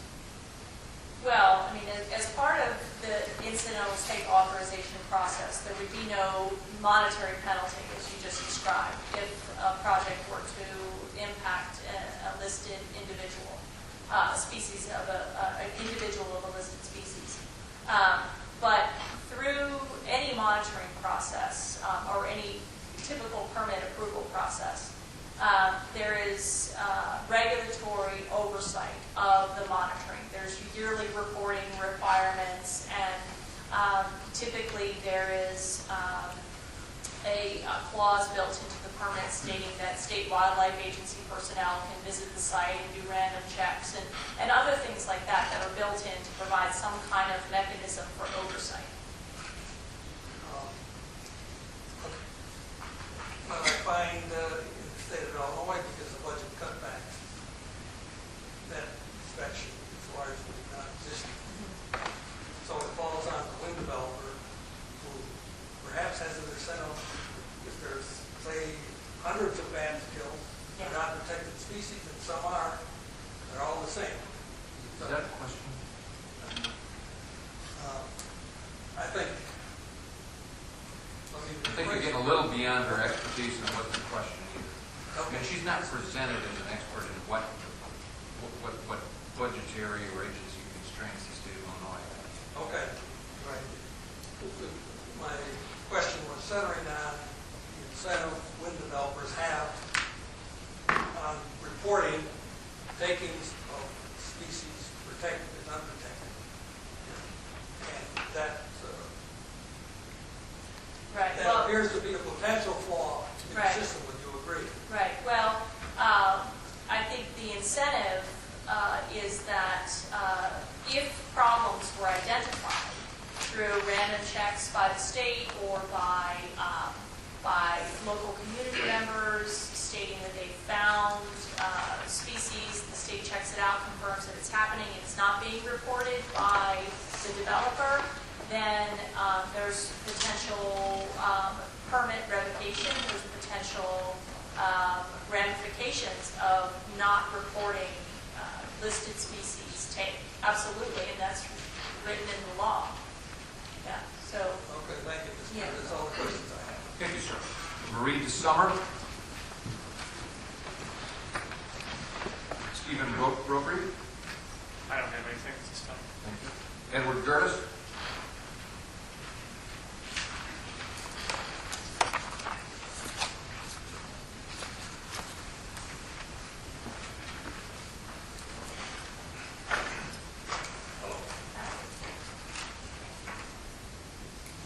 A few questions.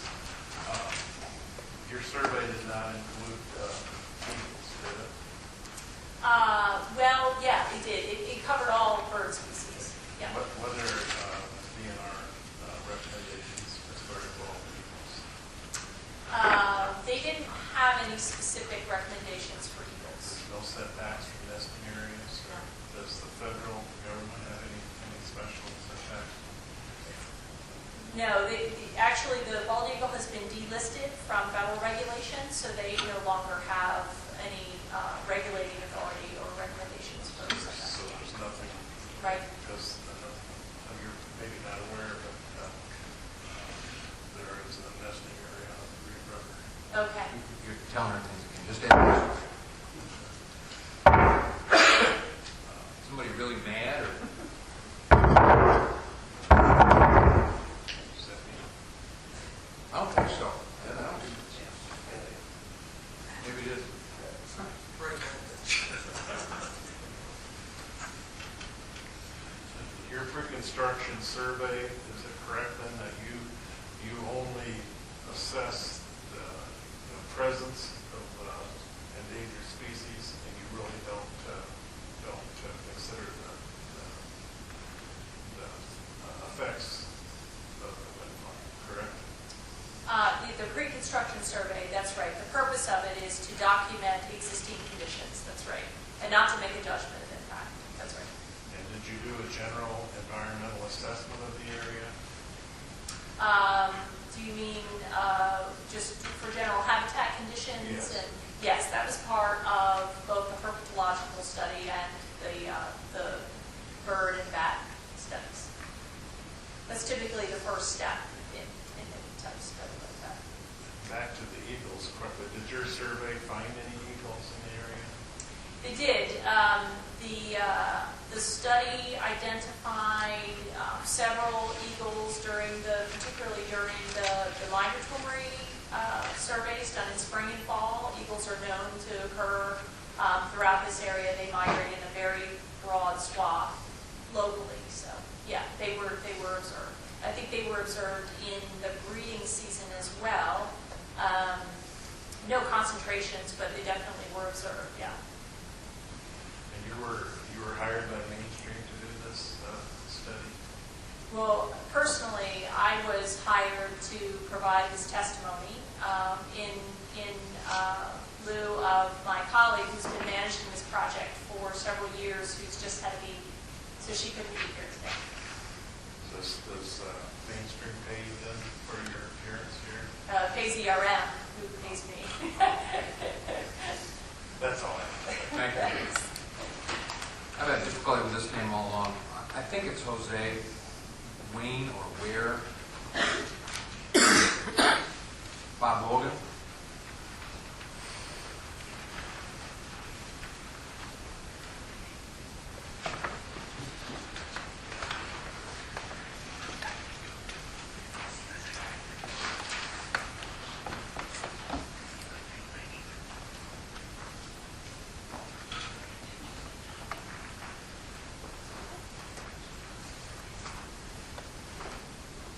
Ms. Jones. Hi. Couple of questions, and mine might be a little bit erratic because it would just come from the notes I took tonight. Okay. I didn't come here to set up and nail you or anything like that, but just some questions. You began talking, or during the testimony you gave earlier, you mentioned the lighting at the top of the tower. Uh-huh. And you indicated that the birds and the bats were drawn to the red light. They can be, yeah, studies have shown that they can be drawn to particularly the steady state lights, meaning that it's constantly burning. Okay. It's my understanding, maybe I'm totally incorrect, but I thought that bats were generally blind. They do have physiological responses to light. So they don't see like we see, but they do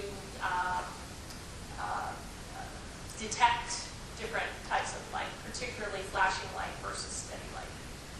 Okay, and you're saying that, I'm asking you, you're saying that the bats are actually drawn to the lights? It's actually, the issue really is with birds. So the birds, the FAA's purpose for establishing these guidelines is really based on birds primarily.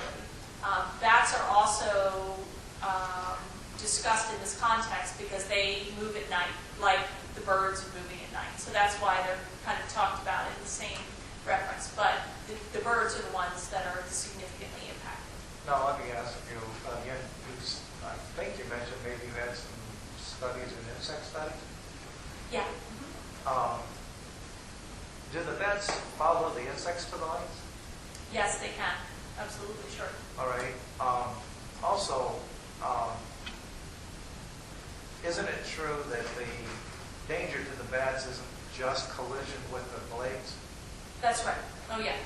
Can you tell us what happens to the bats when they get within the range of the blade? Not necessarily, other than the fact that some of them might get hit by the blades, but there are other effects. Yeah, it's called barotrauma. And it's the effect of the pressure, the air pressure from the wind turbine. And it causes dramatic physiological effects to the bat, which can cause instant mortality or significant injury. And again, you mentioned earlier, I believe, that most of your studies are related to endangered species. Well, I would say that most. I think on balance, it's kind of 50-50. We do general wildlife studies. But for this project. Oh, I'm sorry, yes. I'm sorry. I need to clarify myself, so that's a fair answer. Yes, so on this study, we did both non-listed species for birds and bats, and then the herpetological survey that was very detailed, conducted, that was recommended by the IDNR, that was on reptiles. Yeah. Do your studies indicate the value of bats in general to the ag community? No, it has no. It has no discussion of that. Yeah. Do your previous studies give you any indication of that? Of the value of bats? The values of bats to the agricultural industry. The studies related to wind farms that we do don't really assess that issue. But I know the literature has borne out the obvious beneficial effects of bats, absolutely. All right. You mentioned that your colleague did a study over 22 sites. That's the herpetological survey, yes. All right. Were those sites visited by the lady you're replacing tonight? No, they were visited by the herpetile specialists. The name of the company is HRA, Herpetological Research Associates. And ma'am, could you tell us anything about them, where they're from? Yes, they're a local firm, and the gentleman that conducted the study is a very experienced surveyor of all types of wildlife, but in particular herpetiles, amphibians, and reptiles. And they are one of the firms that's recommended by IDNR, or recognized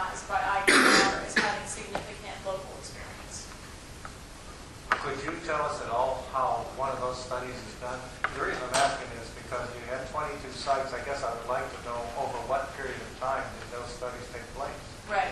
Well, the study basically started as a desktop assessment of habitat conditions across the whole project area.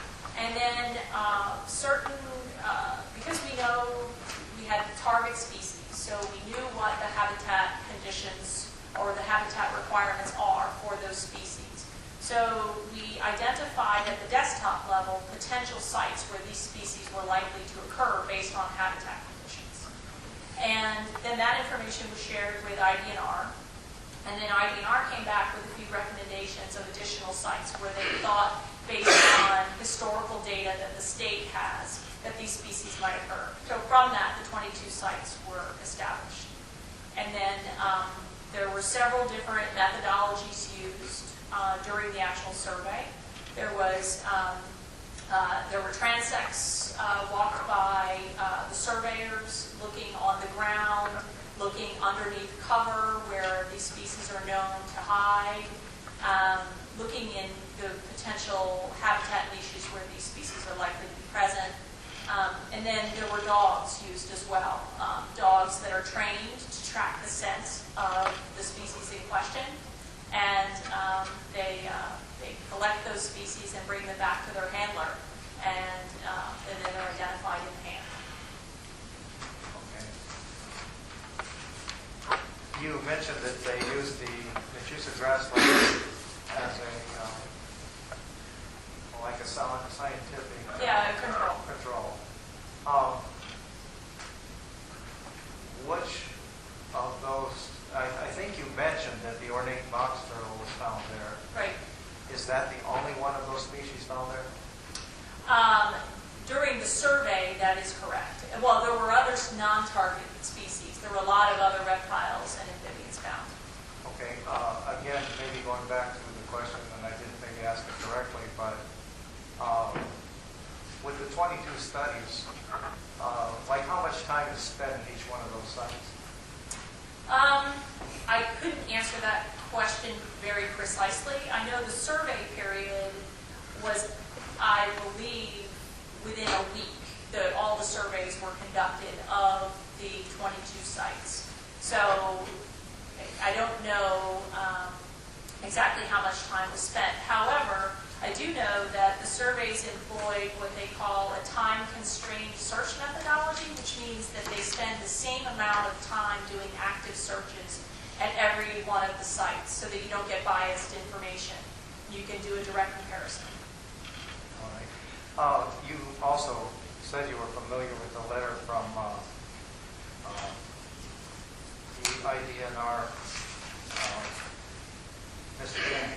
Yeah, I think that's the letter I have here. Right, and you had read that before tonight. Yes. Yeah. Do you know what Mr. Shank's job is? He's a state wildlife biologist. And what is his responsibility? I Basic responsibility. I don't know. Understand. Who in the state of Illinois is responsible for protection of not only the endangered species but the wildlife here?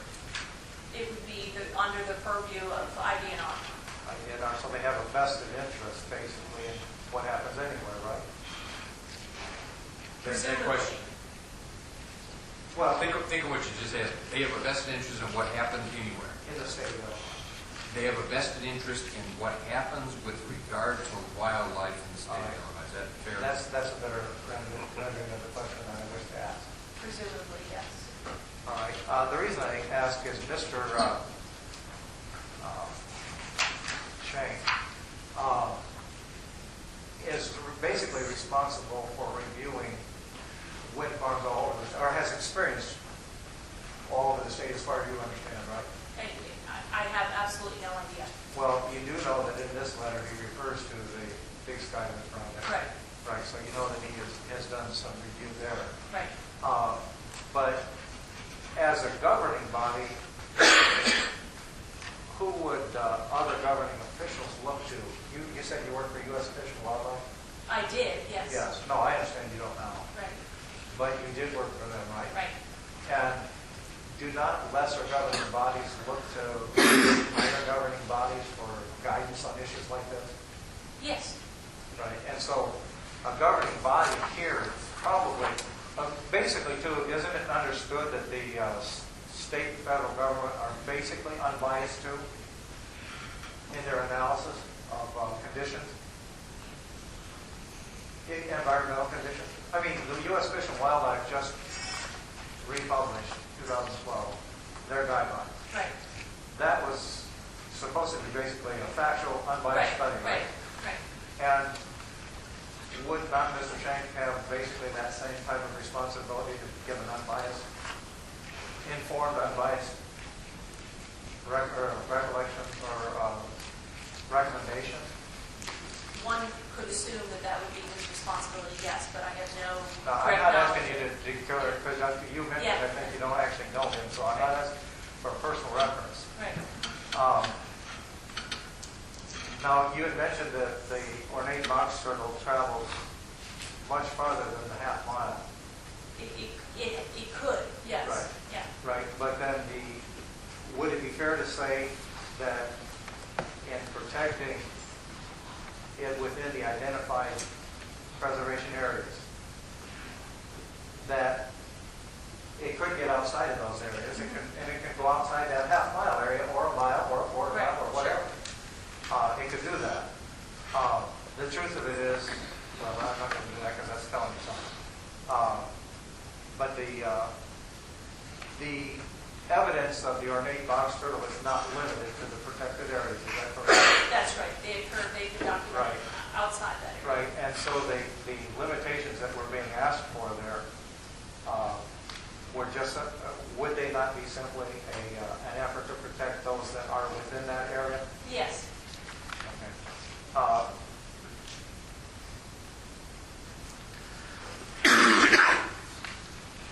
According to your testimony, there seems to be a lot of areas or a lot of questions that scientific studies haven't yet revealed the answers to. Is that correct?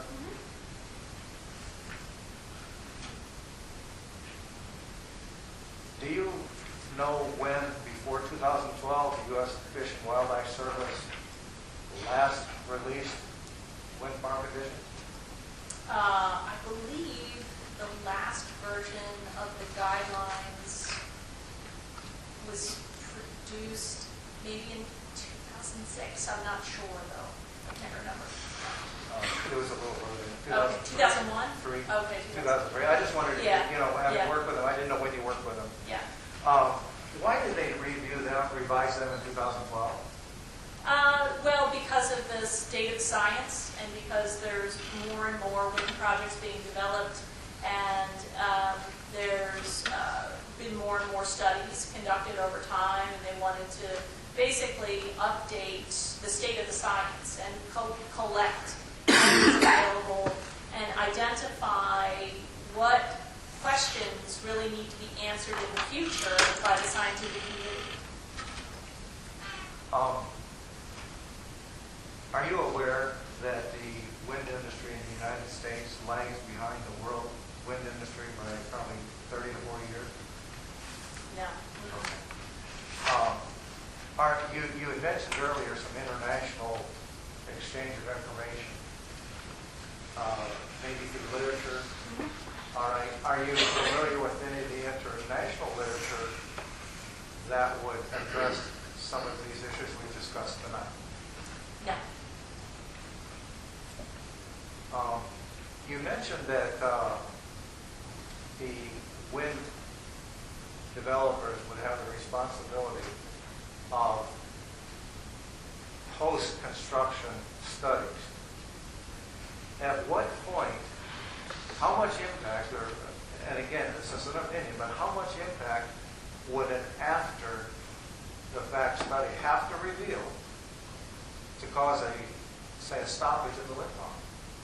And that would be up to the governing body and the permitting authority for that particular project. Right. Yeah. So typically, in an approval project, or in an approval process, there would be thresholds set for mortality if there were particular species and protected species involved, for instance. There would be thresholds set, and a certain number of individuals were taken beyond that, then adaptive management would occur. And that doesn't necessarily mean that the project would be shut down, but maybe that problem turbines or problem issues would therefore then be addressed by the project. You were aware of the study by the letter of recommendations from Mr. Shang. Are you also aware that in the state of Illinois, there's what they call the Illinois Nature Preserves Commission? Yes. Are you also aware that with their approach on a project, they refer the people to the Illinois Department of Natural Resources No, I'm not familiar with their process. with the process? Yeah. All right. I'm going to read a statement, and I'll ask you if you agree with it. Okay. And this comes from Jenny Skupka, who was referenced in the letter from Okay. Mr. Shang. Okay. With a copy two on the letter. And she is the Natural Areas Defense Specialist with the Illinois Nature Preserves Commission. Mm-hmm. This is her recommendation. I guess I would just simply ask you to give me your opinion on it. To prevent adverse impacts, the INPC is not agreeing to any shadow flicker on sites legally protected in our programs until we can prove otherwise. In most cases, prevention of this impact requires a turbine setback distance of approximately 19 times the turbine height, absent evidence that a lesser distance would provide adequate protection. Right. Yeah, and I remember reading that, and I had never heard of that 19 times the height of the turbine distance. I've never seen it cited in any scientific literature or referred to in any other project. So I'm sorry, I can't comment on the basis for it. All right. Would it, by content alone, would it not be an exercise of the precautionary principle? I have absolutely no viewpoint on that because I just don't understand what the rationale for that recommendation is.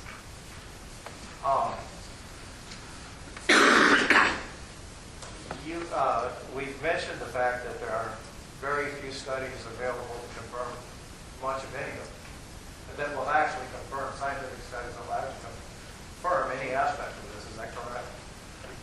Well, I mean, there's a large body of literature that assesses the effects of wind turbine projects on a whole variety of wildlife. I mean, there's a vast volume of literature that's cited in the wind turbine guidelines document that has assessed the effects of wind turbines on various wildlife species.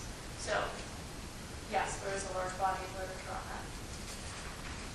I think I have no further questions. Thank you. Jim Timble? Nancy Timble? David Ackerson? Elizabeth Hartman?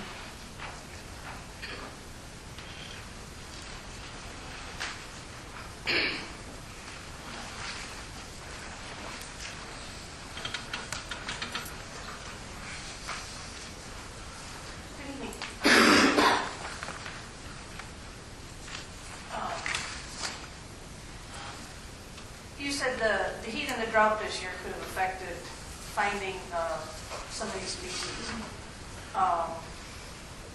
Is that yes? Yes, sorry, yes. So there could be more of those species found in those protected areas, correct? In a normal year. Sure.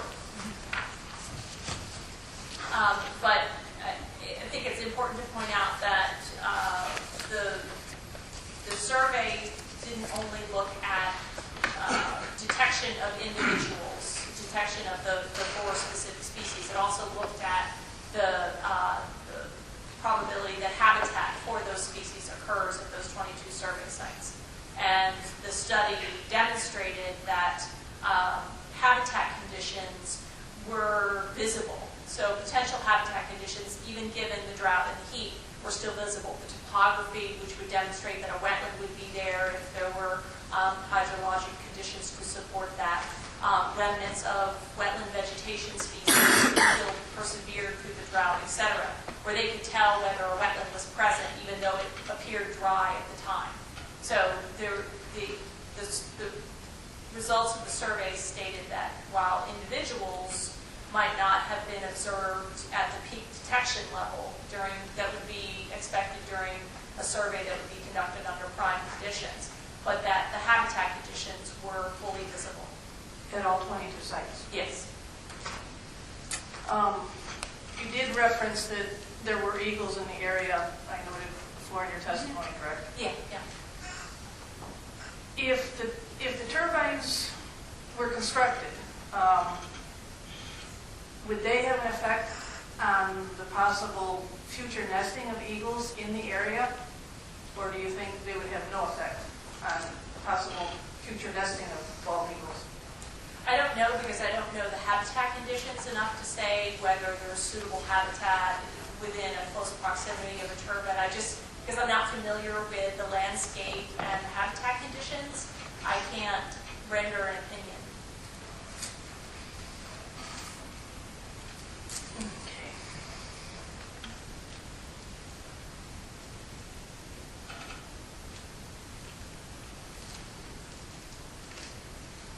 You just stated in your testimony that the IDNR is the governing body that should protect the species. But if mainstream won't listen to the IDNR minimal recommendations, how can they protect the species?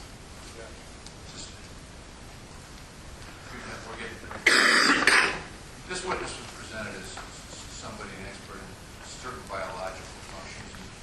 I let it go a little ways into her opinions about somebody's policing authority, but we're not going to go that far. I guess one other question that was presented to you was, the study was done in a week's time of all 22 sites. So if my math is correct, in a 40-hour week, that's not even including drive time, that's less than 2 hours per site. Is that sufficient time? And again, because I wasn't there, I don't know exactly how much time was spent. But also, when I was referring to the timed surveys, that was also done. You have to realize that there's multiple survey teams working at once simultaneously on the site, so not just one person assessing a site, but it was done in a minimum of 2 teams of 2 persons. And it was also complemented by the dog approach, and that the dogs cover a much broader area in a much quicker time frame than people do. Yeah, so it's not just the physical time on site, but it's the methodology applied to the site. Right. Okay. Thank you. Thank you. Thomas Steffen. Mark Wagner. Dean Gelden. And before I ask for anyone else, members of the board, Mr. Burrow. Yes, a couple questions, Ms. Kim. Was the sites that were tested strictly the IDNR nature areas, or were the farms around in the rural areas also sampled at all? Yeah, so the study sites that were selected for this study were actually outside the nature reserves. They were actually in the project area itself. So the state already has historic data for the nature preserves, and so they wanted mainstream to collect data for areas that were unknown, and that was done specifically within 0.6 mile of all of the proposed turbine locations. Okay. And the other question, dealing with tower heights and the birds and the bats, has there been any research on at the height of the hubs and the lights as to what type of birds are more affected or fly at that height versus others, or those types of things? Yeah, there has. That's actually one of the parts of the literature that's been pretty well documented through peer-reviewed scientific studies. So